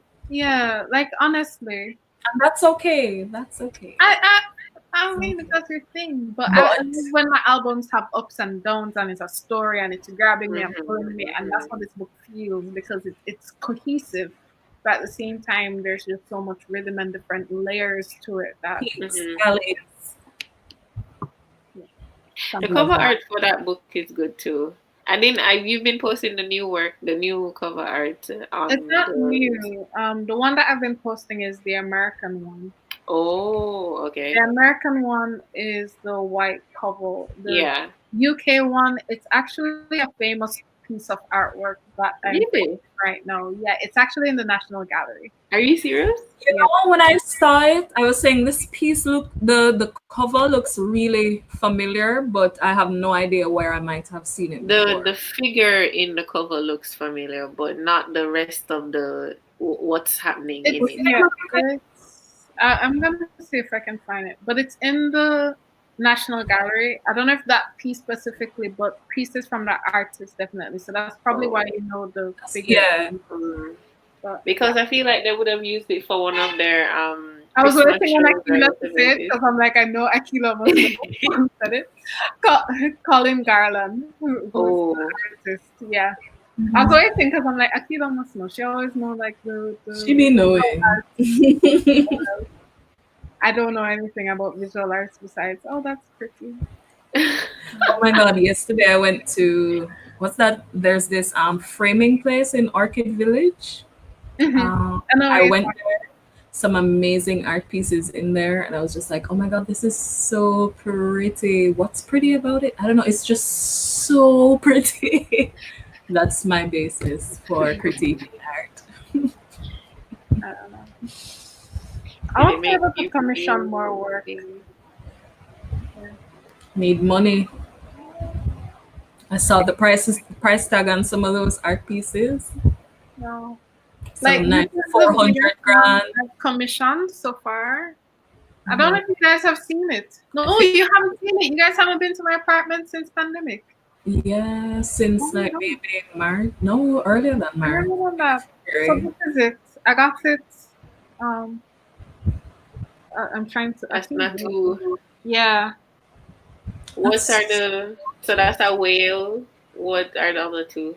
Looks like rock, a cliff. So it's like a cliffside thing. Yeah. Over there, and then there's a thread that goes across it. Yeah. And a whale, and there's a girl on top. That's like in a lot of his stories. Oh yeah. He was doing the miniature people on. Yes. So what's the girl thing in it though? He's not sure if it's the same girl because for some reason he painted her without a mask. Oh. But yeah. So like I want to be able to do more of this, but yes, it is. Listen, I need some art pieces. But it's good to find like the young artists that you really like before their stuff gets like. Listen, see my art. My wall is bare as fuck. I've been trying to do that. Like, there's so many young. But you have so many arts. I do, and I'm collecting more because I'm serious about it. Like, the work here that people are producing is fantastic. Kokab is amazing. Natasha Cunningham, she's brilliant. Mm-hmm. Oh my gosh. Susanna Missing Virgil. By Abby Parish, she's great too. Like, and all of these are women, and they're just doing the damn thing, and it's great. I love it so much. Yeah, I love this gushing over. No, seriously, I will gush for hours. I love it. I love it. I'm hoping that in the next couple of years we see more visual arts in literature. So I am so tired of seeing ugly covers. And Jamaica loves ugly covers for books. Like, why your book need to look like a textbook? Like, why does it say like a funeral program? Why? Even the font, the typography of some of the books, it's just like, if I see that, I'm just not. There is no way that we were talking about color theory earlier in the podcast. There's no way I'm going to pick up some of the books because the colors are just not it. The typography is not it. It just no, I don't like it. Not for me. I think I have posted in the group the new cover for the year in San Fernando. That looked like a funeral program. Oh no! I saw it. I don't think I saw that. Oh, let me show you. Hold on. Child. I need to show you. I need to show people so they know that I'm not just being mean. Like, oh yeah, I can see that. But that's such a. Every time I see books from Jamaican writers, maybe not even books that I'm necessarily interested in, but. Some of the books that mama say me, I say, how did you look at this cover art and say to yourself, yep, this is the one? Or I mean, okay, so no shade too, because I understand there are lots of serious constraints when you're self-publishing, but a lot of self-publishing. No. Like, tell me about that, bro. That is a funeral cover. Oh my God. Like, the clothes. You really saw this and thought, yeah, man. This is 12-year-old Francis. I'm gonna scream. Michael Anthony. If I didn't read it, I would legit think it's a funeral program. All you just need is a date. So, sunset, sunrise. Like, no, sir. This is too much. Yeah, no. I'm not just being mean. Our covers do need work. We have so many amazing visual artists here in the Caribbean doing amazing work in any sort of illustration style that you want. If you want photography, if you want something drawn, yeah. Not the disembodied head, Gabriel. No. I'm actually thinking about in the awards thing if we should do a section where it's just like our favorite covers for the year. Yes, do that. Yes. Like, how about like people's choices? You have they're all people's choices. Oh yeah, they are. But you know how people. I don't know. Certain areas, not the clouds in the background. When I'm dying. But I think we could do it like probably I don't know. Let's see how we do it. Or probably just have people send in like their favorites, and then during like the actual announcement, we go, these are favorite covers. Because I think When Life Gives You Mangoes should totally win. Yes, or definitely up there because it's an amazing. Yeah. It rivals Pet's cover. You know, it reminded me a lot of Pet's cover. I think I prefer When Life Gives You Mangoes. Actually, I don't know. They're different styles. I like them both. Pet looks a little bit more like a cartoon for me. Cartoon. And well, from what I'm remembering of When Life Gives You Mangoes, it's the same. I don't know. The person just looks very similar. Let me just Google real quick because I think Pet looks like something I would see at an exhibit. Yeah.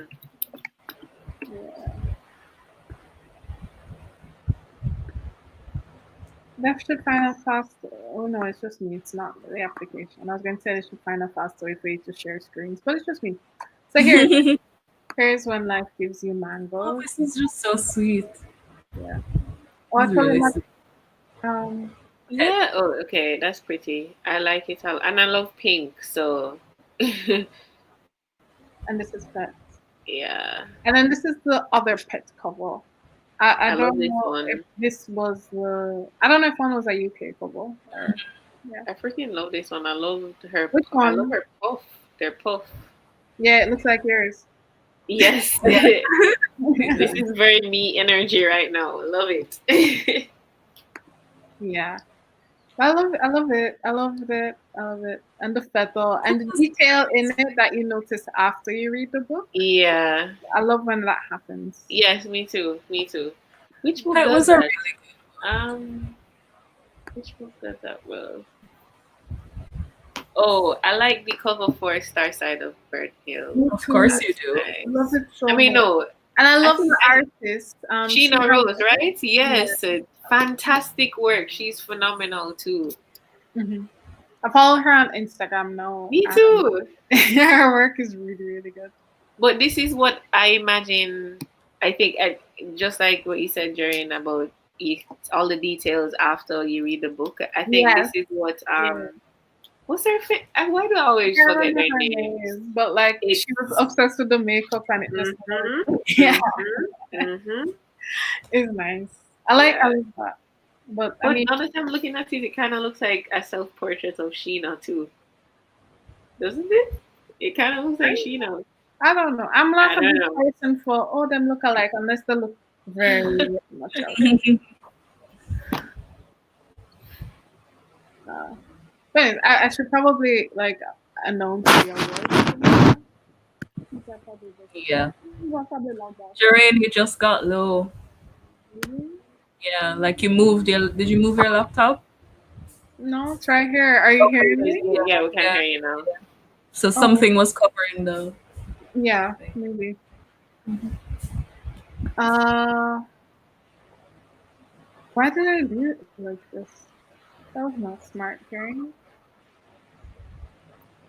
I say that to myself a lot. I wonder if it's like, when they say you should not say bad things to yourself. Mm-hmm, mm-hmm. Yeah, that's not smart, Karen, a lot. Negative self talk is we're leaving that in Yeah. 2020. You should have put that in your little graphic with the girl. We're leaving that in 2020. We're gonna learn to leave I it. just made that just for the Chimamanda thing.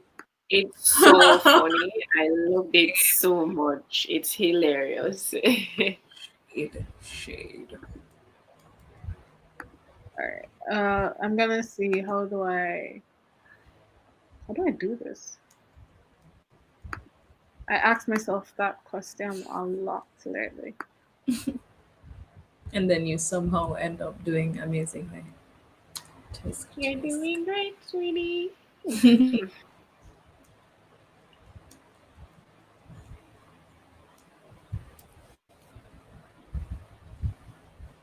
Ooh, are you gonna read the 1-star reviews? I was just about to ask. Oh, yes, we could do that. Hold so there are on. quite a few books I need that to just let me just use nominated. the bathroom real quick. Oh. We're Can gonna you say keep talking while you're going. There are quite a few books that got nominated that weren't 2020 books. Oh, you're announcing. Okay. Yeah. Well, no, we're gonna just go through the books that were did not qualify at all. So some of the books that didn't qualify that I thought were really amazing and I wished qualified was A Tall History of Sugar. So someone quite a few people nominated it, and someone was like, "It was published in 2020," and they did the whole exclamation mark. I'm like, I love that comment. They were like, "Point of information, ma'am, no. just in case." Yeah. So it was published in 2020 in the UK. So it was published February in the UK, but it was actually published in the US like a whole year before that. So Gabby, who is on the committee, because we're still figuring this out as we go along. Love that. Gabby said that we should just go with when things were initially published and not necessarily a republish. Or published in. I think that makes region. Yeah. I think that makes sense. Yeah, that makes sense. And it's kind of funny because it's like we are in the Commonwealth part of being published. So technically we're not supposed to recognize books until they're published in the Commonwealth. But that's not how real world works. And yeah, because we read a lot of books from the US. It's a lot easier to get books from the US market. So yeah, I don't care about where it is. It's just The like time or patience to wait for books to come out in the UK to try to. definitely not, because sometimes getting them from the UK is like 2 months to get that book. Yeah, they need to sort that out. So that was one of the books I thought was obviously a book that I think would have been It would cool. have been great if it was there. I think Curdella Forbes has and continues to do a lot in terms of documenting our stories and our language in a way that's unapologetic. And I think what was great was when we were reading it, I think a whole lot of people who aren't necessarily in the book club, but who keep up with the book club, read it as well and Yeah. seemed to have enjoyed it, and that was great, I think. It's always nice to get messages from people who read books like months or years later and be like, I just read that book and it's so good. I'm like, you're like extended book club family. Thank you so much for joining us. Thank you for joining us. We have a podcast episode on it. So you can, like someone read Girl, Woman, Other, I think in November, October, and they're like, I just listened to the podcast episode. They wanted someone to talk to about it. It's like, oh. So that's cool. So Tall Is Your Sugar, I wish could have been nominated, but not. Didn't qualify. Patsy came up a lot. Patsy was also last year. That was last year. We also read it for book club. And The Girl with the Hazel Eyes came up a few times as well. That was published That's last. deserving. Pardon? But it doesn't meet the qualification. It doesn't mean the Oh, wait, no. Oh, it was last year? Yeah. We only read it this year, but it came out last year. Oh, okay. But she has her new book coming out. Oh, nice. You know the name? I'm very excited to read that. Yeah. I can't remember the name of it though. But okay. She has such great covers. That's the thing. Yeah, she gets it. She gets it. Especially as a self-published writer. Mm-hmm. Yeah. You have to grab people by these and she really does get it. What other book came up? Here Comes the Sun. That's really Of old. course. I don't know how. That's like 2018 or 17. 2018. That was the year we actually started the book clubs. And we had the largest book club gathering. Yeah, that was at Pegasus. We had to break off into 2 groups. More than 2, I think. It was like 3 or 4 groups. Oh, wow. That was good. I think that's like a cult favorite at this point. Mm-hmm. Someone nominated Like a Mule Bringing Ice Cream to the Sun. I'm like, that's Nigerian. Okay. That was definitely somebody from book club. Yeah, it was just like, I love this book. Let me. Yeah. No. A lot of book club books got nominated, which is cool. A lot of books because we actually haven't read a lot of 2020 books in book club. This year, really. We've included them in the subscription services and in the stores, but we haven't read a lot of them. So I'm wondering if we do the awards thing again next year, if I should be reading more 2021 books, or I don't know. I haven't decided yet. I guess it depends. Yeah. Yeah. Probably depends on the direction you want to go. So if you want to categories. Yeah. I know we'll definitely be reading more translated work in 2021. I'm looking forward to that too.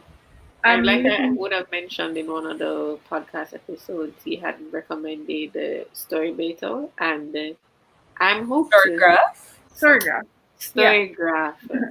And it's so good. I like how curated their recommendations are, and it's just like it's very detailed, and I love that too. I was saying that I was going away because they had if you want to read a book that's written in Norwegian and translated to English, like I never even thought about reading a Norwegian book, So it's like thank you for opening my eyes to that. So I know we're reading that. I don't know. We'll see. We'll see what happens. I will be reading more nonfiction. I missed reading nonfiction with you all. With a group, yeah. Well, I mean, honestly, I don't think this year was a year for nonfiction. This year was just we needed to get lost in stories. It's a year for escapism. Yeah. So I'm going to just share. This isn't like really fancy or anything. It's legit just a Canva document.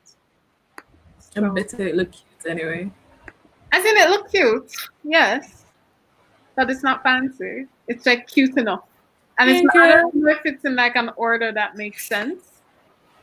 Thank you, girl. All right, so this one we're not going to be voting for anybody. This is just an acknowledgement of critics that have been doing the work, putting in the groundwork in terms of Caribbean literature being exposed. Shivani's amazing, yes. So there's Kelly Josephs. She's a professor. I know she does a lot of critical theory work and analysis and sharing a lot of reviews and contextualizing of the Caribbean literature. There's Gabrielle, I don't know if it's Bellot or Bellot. I think it might be Bellot.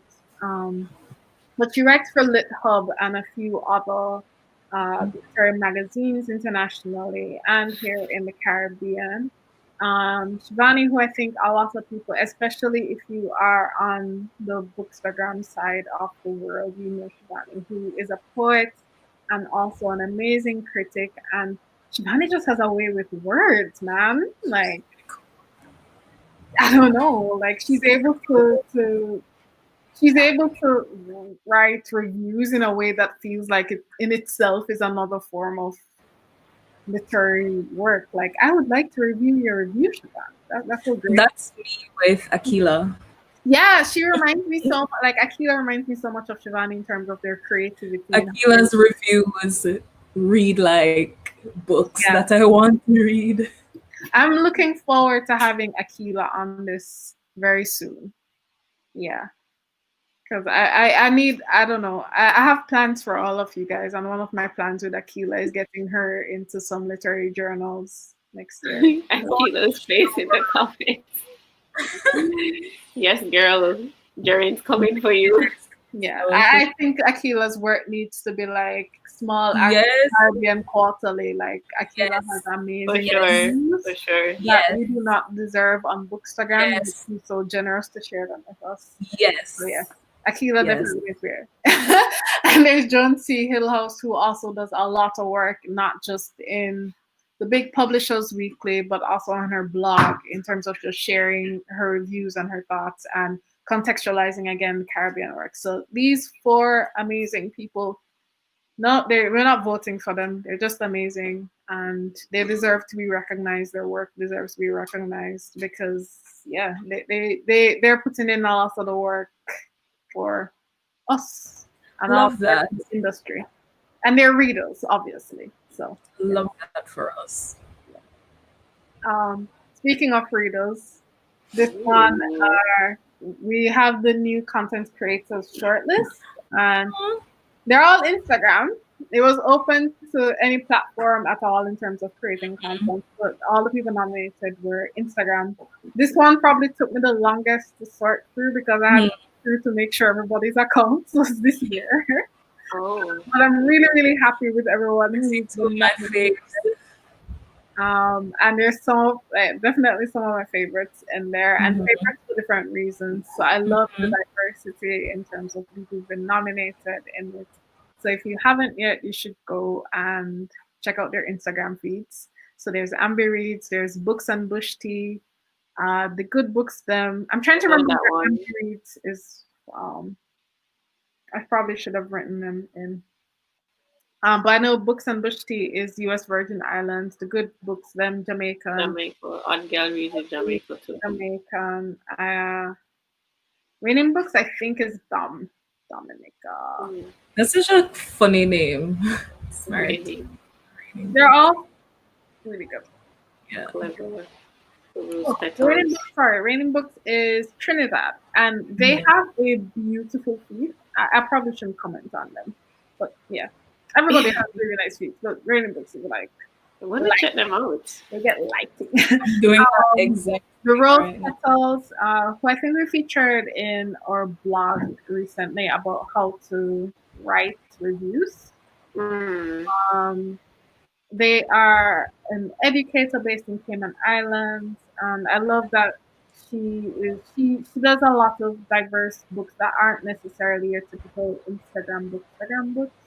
I'm giving commentary. I shouldn't be giving commentary on them. Sometimes to stop. These are all amazing people. Follow every one of them, and they all have their own niche. And I'm glad that we're able to recognize them and go and follow them because they all started at the end of 2020, so they don't have a lot of followers yet, but they deserve a lot more, like thousands of followers more. Wow. So translated work shortlist. Let me just get a pen and write these down. Pardon? Saying, let me just get a pen and write these down for my to-do. They're going to be on the website. And I'm sure on the Instagram soon. Yeah, they're gonna be on Instagram and stuff after. Akila must be so excited about this Maurice Condé book. Yeah. So the Bell Creole, which I loved, is translated work shortlist. I think the book was published in the mid 2000s. It just recently got translated. So if you don't speak French, you are now able to read this brilliant book. There's, I think Akila also did a review of the book on, I'm forgetting the name of that website now. But Akila has a review of it where she was making up noise about the book and how no one else has read it yet. I love how she's constantly cussing the book world. Brilliant. So there's also the Black Cathedral, which was recently translated. It came out in 2012, I believe, and it won a lot of awards back then. And now it's in English. It's Cuban, and it's now, so if you don't speak Spanish, you're now able to read this work. I started reading it, and I love it. And I'm looking forward to finishing it. And I think what's great about the translated work section is that it also helps as a discovery tool, because I don't think translated works get a lot of push. Once they've been translated to English, they don't qualify for a lot of awards and stuff. So I hope this section definitely gets people as discovery, which I think is my favorite part about awards. It's me learning, oh, this book exists, and checking it out. So the Black Cathedral, I'm liking it so far. The Sea Needs No Ornament. This is a poetry collection which is published by People, and it's Spanish and English. And there are few writers or a few poets in there that I would have already been familiar with, like Tanya Shirley and Safia Sinclair. I think we read Cannibal for, I remember when we read 2018. It was on the first. It was in the first batch of books that we were reading. So some of the works have now been translated to Spanish, and it's a great. The Sea Needs No Ornaments needs a lot more attention.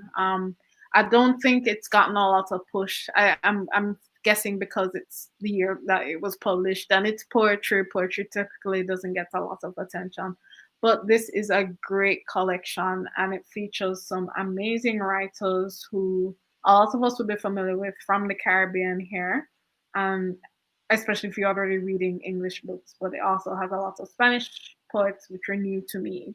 And I'm hoping that this type of work becomes more popular, because I wish I read more works from Caribbean writers that aren't speaking English, and my French isn't that great.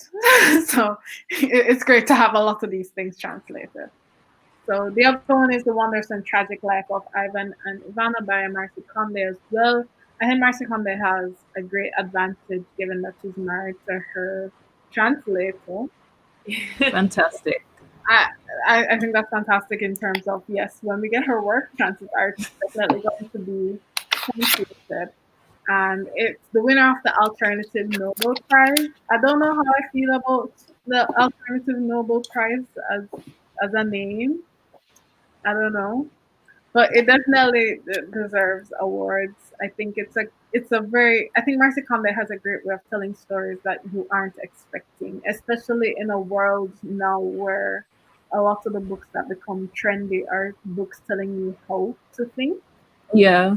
And a lot of it is almost feels like it's marketed as a response to what's happening in the news versus a story that should be told, or story as a story for a story's sake.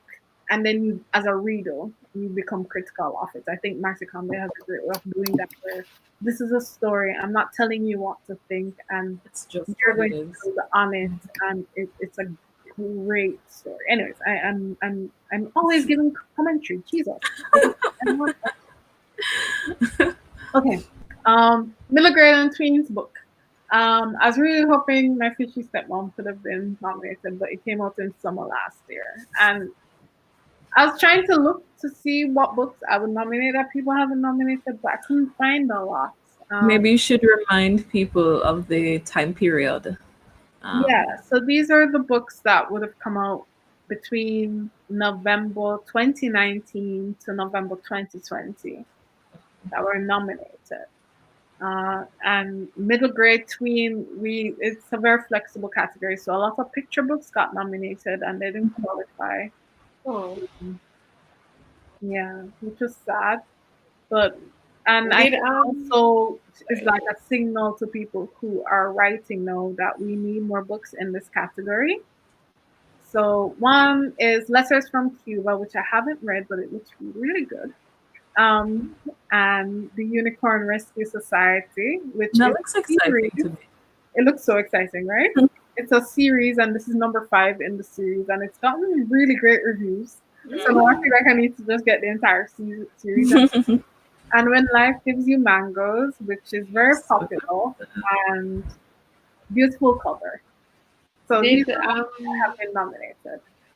Did you see Eon Takes Flight or no? That wouldn't have qualified because that's a picture book for children. So again, middle grade and tweens. I was wondering if we should have added a children's category, but there's so much next year. Okay. So it's 9 to 12 years old. That's what we're thinking about. Okay. Category. Ian Takes Flight would probably be up to 7 years old. Okay. Yeah. Got you. Well, of course, if it qualified, I would have nominated it because Matthew is amazing. Maybe we could have a picture book section. Okay. Young adult novel shortlist. Wow, all of these covers are gorgeous. They're fire. Wow. Right? So why does Off Track look like Savannah? I'm sorry, like that the person. I think I can see. I can see that. Yeah. Savannah has a gorgeous jawline. Yeah, she does. This person. Oh gosh. So there's Pain Warriors by Alex Wheatley. I haven't read it yet. But I know that it's based on the Morant Bay Rebellion. Yeah, it sounds exciting. I haven't read it yet, but this is pushing me to definitely get it. Yeah. Nice. There's also Clap When You Land by Elizabeth. Heard a lot about this. I like Elizabeth Acevedo. So. Yeah, she does an amazing lyrical book. I don't think she's done a book in prose, so this is great. Facing the Sun, which I haven't read, but it's by Janice Lynn Mather, and I loved, and I think we've talked about it before. Learning to Breathe, which I love. Yeah, you've mentioned that. Yeah. Facing the Sun, which I don't think got a lot of press. I'm upset with who's in charge of the publicity of this book because it just came out in the quiet. Yeah, so this because I can't remember seeing this book anywhere at all. I think I've only seen like 2 people who've read it or who've had it in Bookstagram. I don't know if they've actually read it or if they just got it. But to be honest, I've only seen Clap When You Land. I haven't seen any of the others. Pardon? I was saying that I've only seen Clap When You Land. I haven't seen any of the others. Yeah.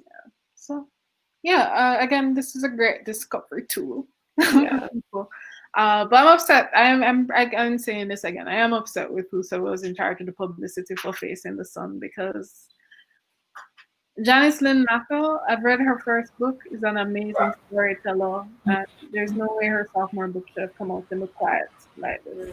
So hopefully, being on this list, a lot of people would be more willing to pick it up, or at least hear about it and pick it up. Yeah. The next is Felix Ever After by Case and Calendar. I've seen this book. Pretty sure this, I mean, double check, but I'm pretty sure this just won the National Book Award. So, ooh. Okay. Let me check, or if it might be the other one, that one.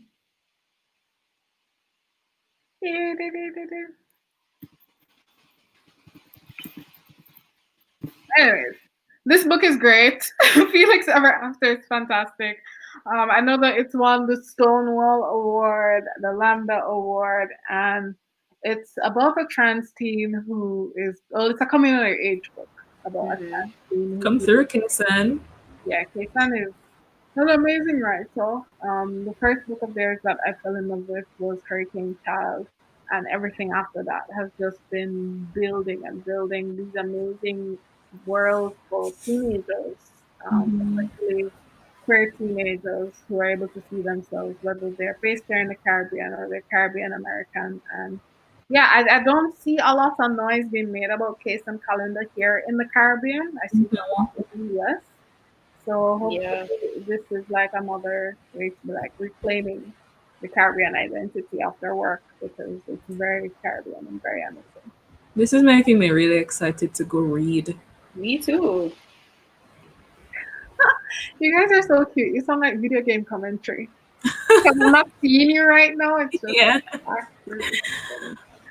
anyways, the next one is Off Track by Tamika Gibson, which literally just came out. I'm excited to read it because one is published by Blue Banyan Books, and I'm excited for everything that they do. It's a contemporary romance book, and I'm also excited about it because a book club member was able to help with editing this book. What's been going good so far? Is on. Are we back on? Yeah, well, I just heard it. Yeah, we're back. Okay. Gabrielle is saying that she's been saying that book looks like Savannah. All of the artists like took inspiration. But anyways, I'm excited about Off Track. It just came out.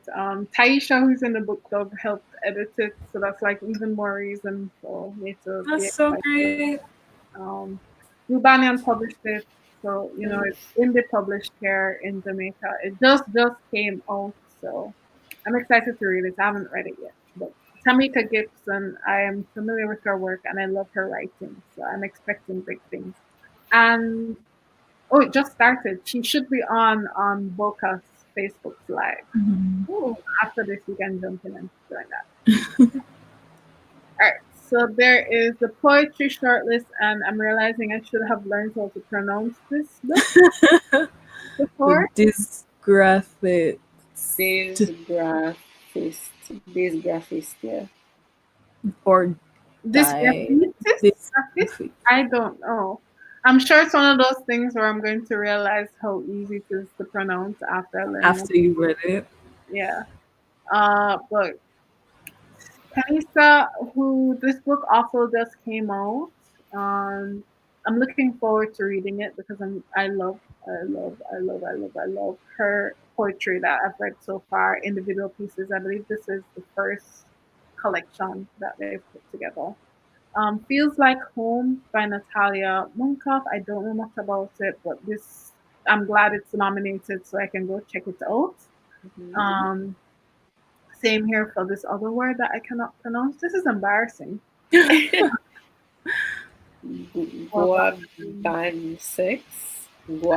6. Pretty sure we're pronouncing that wrong. But I'm excited to read it because Caribbean poets are amazing. Running with Daffodils as well. I'm excited it got nominated because it hasn't had a lot of reviews on Goodreads. So it's spurring me to go read it, and hopefully more people read it, seen it on this list, and review it as well. The Sea Needs No Ornaments. Actually, all of these books need a lot more attention because The Sea Needs No Ornaments published this year. We talked about it earlier. not a lot of people have read it yet, and it's well deserving of attention. So yeah, I'm glad that at least one person may see this and go, oh, I should check this out. So yeah. And these are the short story shortlists. So even if you haven't read any of the books these years, you will be able to go on the website and click the links to read these, because all of these short stories are available online. So I'll just run through them very quickly. There's A Bright Future for Tomorrow by Andre J.P. Warner, A Mermaid.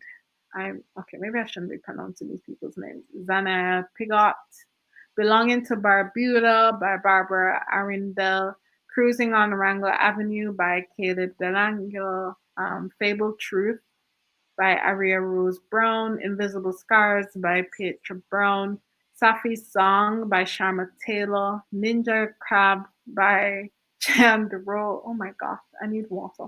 The Beast of Barbados by William Henderson, and Vise by Hadish K. Williams. So what I really like about the shortlist collection is that it really made me realize just how many blogs and online magazines we have here in the Caribbean. Yeah. That publishing original works by writers. So there's what Dadley, which is out of Antigua, Intersect, which is new and out of Antigua as well. Pre, which is Pan-Caribbean. Well, they're all Pan-Caribbean, but Pre is based here in Jamaica. And Brooklyn Caribbean Lit Fest, which is based in Brooklyn, but of course Pan-Caribbean. So, yeah. I'm going to post links to all of them. So if you haven't read them, you can go and read them and then vote on which one you like. But honestly, I've read most of these, and I'm going to have a hard time voting because these are all brilliant pieces of works, and their ability to contain stories in such a short form. I don't know. I'm looking forward to them doing longer forms as well, but also I'm glad that these online magazines exist so that they have a space to publish in a non-traditional space. So, especially since we realize that a lot of the traditional publishers either don't have the budget for it in terms of being local here in the Caribbean and publishing, and that's a lot of these international publishers are looking for a very specific story, and these probably won't qualify. So I'm excited for these. I see Petra. Pardon? I see Petra's name. Yeah, and Caleb. And Sharma. Mm-hmm.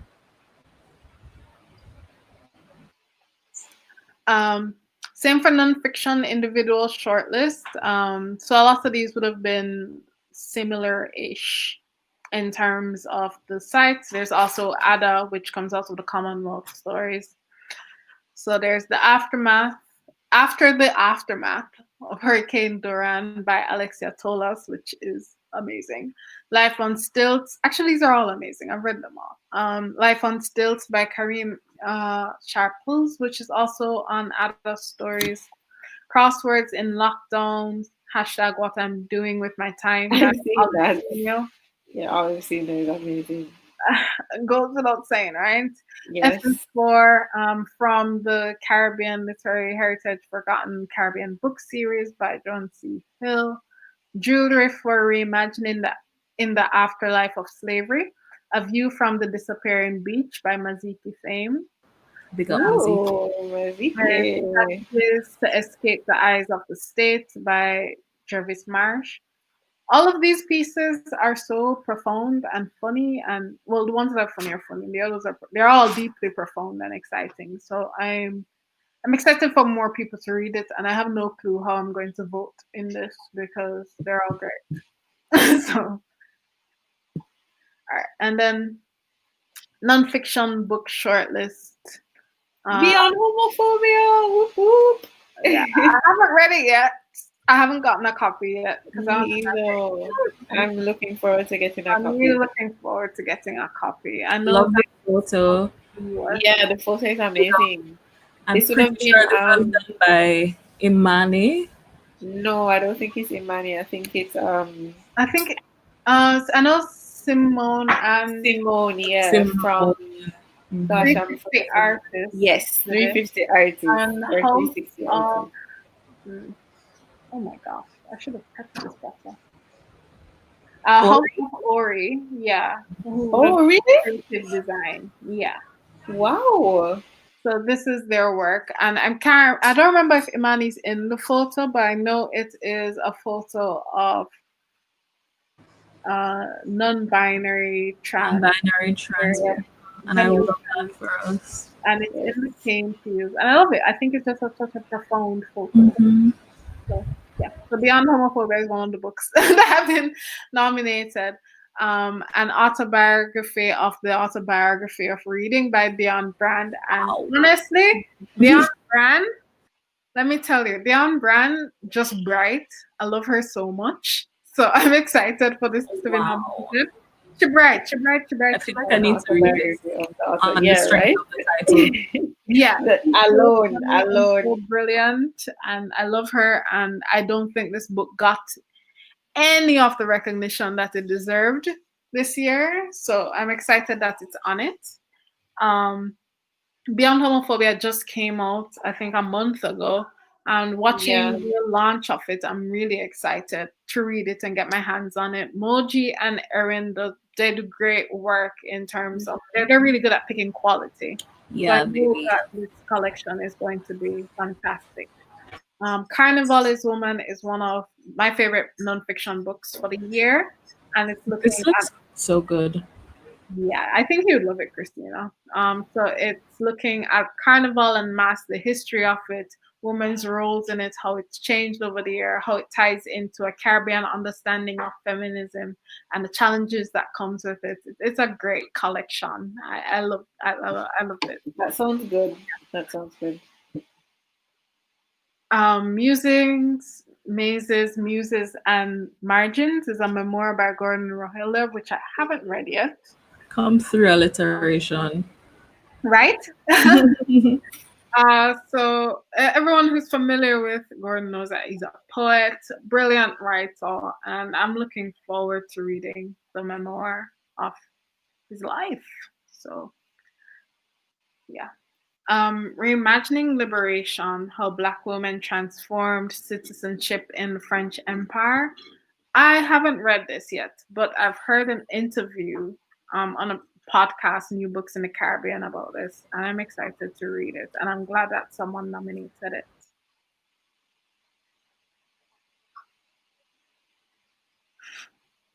Oh, don't mind me. I'm just drinking water in between this. I actually can't see what you're doing.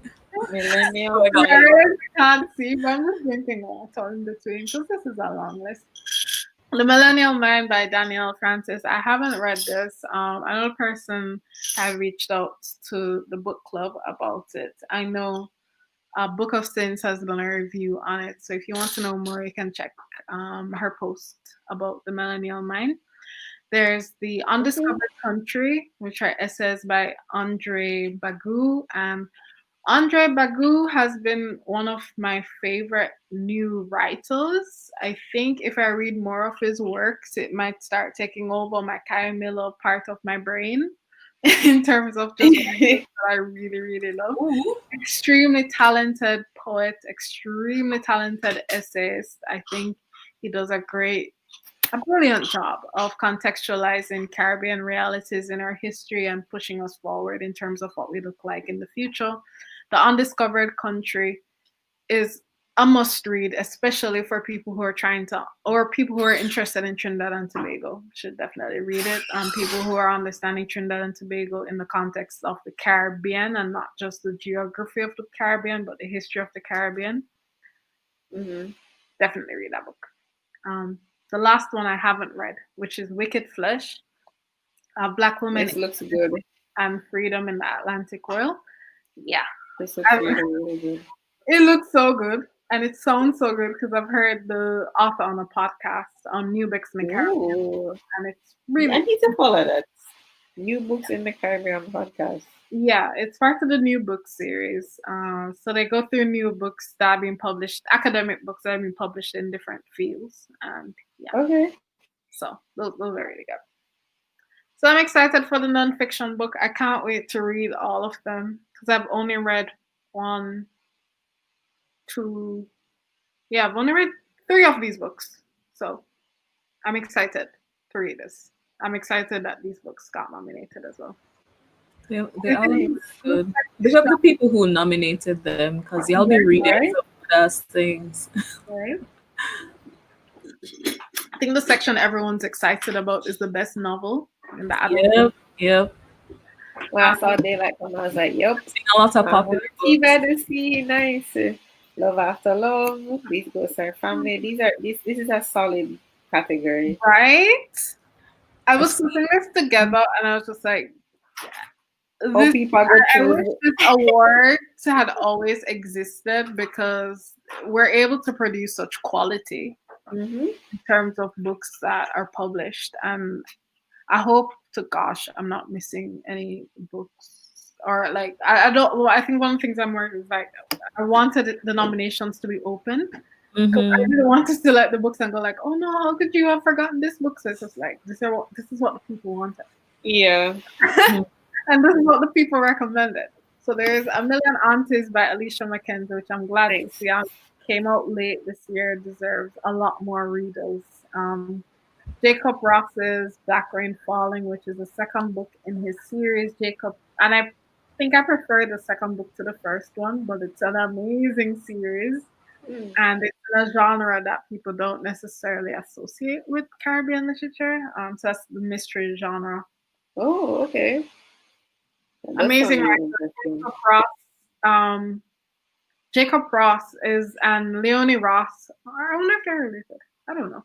But they both have craft down in terms of their ability to write great stories, and for you to not see what's happening in the behind of their writing, where they're not telling you what to think as writers. Yeah. Jacob Ross is up there. Birthday Shot, which I did not know about until putting this together, but I'm really excited to read, is a romance book, and it seems really funny. By who? Rilzy Adams. Okay. Rilzy. And the unofficial romance queen in the book club says that she loves it. Nice. So that she loves it. So that just really bumped it up my list in terms of books that I'm excited about. You guys are talking the same. I said you guys should talk. Oh, do you want me to finish reading it? Please, thank you. Okay. So we have The Book of Little Acts, and I've seen this book a lot on the Bookstagram side of Instagram. I've seen it a lot. I have no idea what it's about. So Jerry, do you know what it's about? Yeah, so the Book of the Little Acts is historical fiction, and it's this tie between Indigenous America and Caribbean, and I think everyone should read it. It's a heavy book. I think it's 400 or 300 enough pages. It's a marathon of a book, but it's really well written, and I'm excited to see it here. I think Lauren Francis Charmo deserves a lot more attention. Some books that I'm saddened that it came out in 2020, because it came out in one of those periods where it was spring and the pandemic had just started, and there was a lot of chaos in terms of a lot of people weren't paying attention. Yeah, and then a lot of publishers and publicists were like, "Oh, should we be doing things online?" And it's not like where it's just like given that you have to have online. So I'm hoping that a lot more people pick up this book. It's a great heavy read. If you're looking for a book that you can get lost in for a few days, I would definitely recommend this book. I'm definitely adding it to my list. Yeah, I think you'd like it. I think you'd really like it. You should add it. I'm gonna do that. It's a book to escape. For me. Then there's Daylight Come by Diana Macaulay. This was released earlier this year, right? Yeah. And I think we mentioned it in a podcast, and Jareen also did an interview with Diana Macaulay about this book. It's speculative fiction, environmental Future dated 2080 something, looking at the consequences of climate change. I'm really excited to read this. I haven't read it, but I'm super excited to read it. One, because I follow enough of, well, I don't follow her necessarily, but I have seen a lot of the work that Diana does around environmental justice and protection of the environment, and so I'm really interested to see how she writes that into this sort of piece, especially as Caribbean people who we're gonna and have been feeling the weight of climate change. Love After Love by, I don't know who writes. Rachel Joyce? No, that's one of No, the wait, sorry. critics. I Who don't writes know. this, Jane? Sorry. Love After Love is Ingrid Prasad, and she's Trinidadian. It's a queer love story. I've seen this book everywhere. It's one of those books that have been everywhere, and it's also been nominated now for the Costa New Book Award. So that's exciting. And so has the next book, Mermaid Black Conch. The Mermaid of Black Conch. And also Trinidadian author. And is Shani Mutu also Trinidadian? Because I feel like I've seen a lot of Trinidadians reading this book, Polar Vortex. I think she might be, also Trinidadian writer, but it's I think we should read Polar Vortex next year. It's a good mix-up book. I've seen mix-up book. Oh Lord! It's one of those books that I've also seen a lot on, not necessarily on Bookstagram to be honest, but just the people that I know who read a lot. I've seen them reading a lot of Polar Vortex, and I had no idea what it's about. I still have no idea what it's about. The cover is doesn't do anything. It's the cover does absolutely nothing for the book, and I don't think they did anything in terms of publicizing this book. But it's a nice mix-up story. There are this lesbian couple, and then this ex-lover. One is by the ex-lover with this man, and then it's a nice mix-up book. But it's not really. When I say mix-up, I think people think it's just like cast book. And there is a lot of that. But I love drama. I have a lot of depth. It's drama. When I saw the cover initially, I wasn't very excited. Like it didn't look like that I really wanted to read. But then the reason why I became interested again is because of the type of people I saw reading it. And I was like, all right, I trust you guys' judgment, so I'm gonna add it to my list. And then we have which gave us one of the most hated characters of the year. And not hated because he wasn't well written, but just because Lenworth is one of the most frustrating characters to ever exist in the literary world. Oh God, I'm so mad that I didn't read these books this year because they all sound so good. You have time. I do. Tea by the Sea, I think, I guess it kind of falls into that category of a Sunday afternoon book, but a bit more fast-paced. Lenworth is, everyone who's read it, I know, whenever people start reading it, I just kind of wait and then wait for the Lenworth comment. Because who kidnaps a baby? And like, who does that? He did what? Oh, never mind. I don't know if that's a spoiler. It's pretty early in the book. Okay. Anyways, the next one is These Ghosts Are Family by Macy. You taking over my job. Sorry, go ahead. Well, Madega asked you about it anyway. These Ghosts Are Family by Maisie Card. This is another book that has been all over Instagram since maybe last year, some point last year. So long? Early this year, I would say. Well, for me at least, I've seen it around early this year. I know I've seen Akila reading it. I've seen some other people reading it too. Tell us about it, Jareen.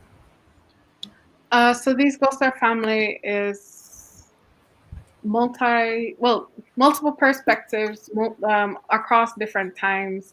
So it starts off with this man from Jamaica who he's a policeman and things never did go so right for him. He go foreign, and while he's in the UK, I'm sorry, this is a hard book for me to explain. So while in the UK, he's one of the two black men who are working in this company, and one of them dies, and they think it's him that dies. So he gets to assume a whole new identity. This was before, we had things like Karens and, and proper birth certificates and all of these proper papers and stuff. So he gets an opportunity to restart his life. And in restarting his life, it kind of ends up splitting these two families and kind of merging them at the same time. And the story explains how his action has rippled off into the future generations, but it also looks at the past generations. It's really hard to explain now that I'm saying it out loud. But it's a great book that looks at Caribbean families and how Jamaican families really, and how they tie into the diaspora, and how a lot of the connections that people in the diaspora make is also linked back to our histories of slavery. And I'm doing a really, really bad job at this. You're doing a good job. But it's a great book, and I would recommend listening to the audiobook for it, because I think I've heard you say that. Sorry. I think I've heard you say that. Yeah. And that's it. So that's it. Those are the books that are all nominated. This is very exciting, I think. It is. It's a solid roundup, lineup of. And I love that these are books chosen by actual readers. Yeah, I love that, and I love that they're just such great quality of books to choose from as well. So I'll be reading. I'm hoping people discover books from it. I know 2020 was not necessarily a great year for people who were reading or wanted to discover books, because it's so hard finding spaces to do that. I'm looking forward to reading A Million Aunties, for sure.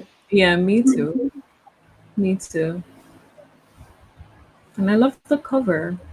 Yeah, I love the cover. Right? Is that what? It looks like one. Yeah, it is. Nice, bad. All right. We've been chatting for a long time. I'm hungry.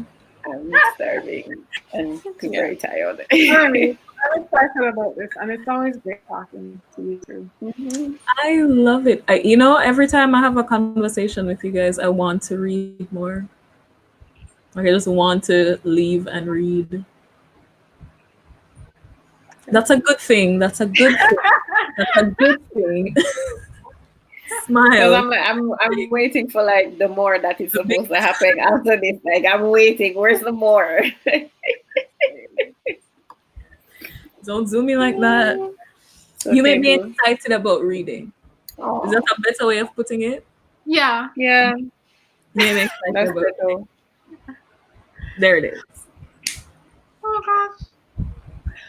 But anyways, it was great chatting to you guys. I'm fascinated that so many people joined and stayed. Yeah, so guys, and then the comment section was big up Akila. I feel like Akila been here. Big up Gabrielle, the two Gabrielles. They've been here. Hi, Maurice too was here for all the time.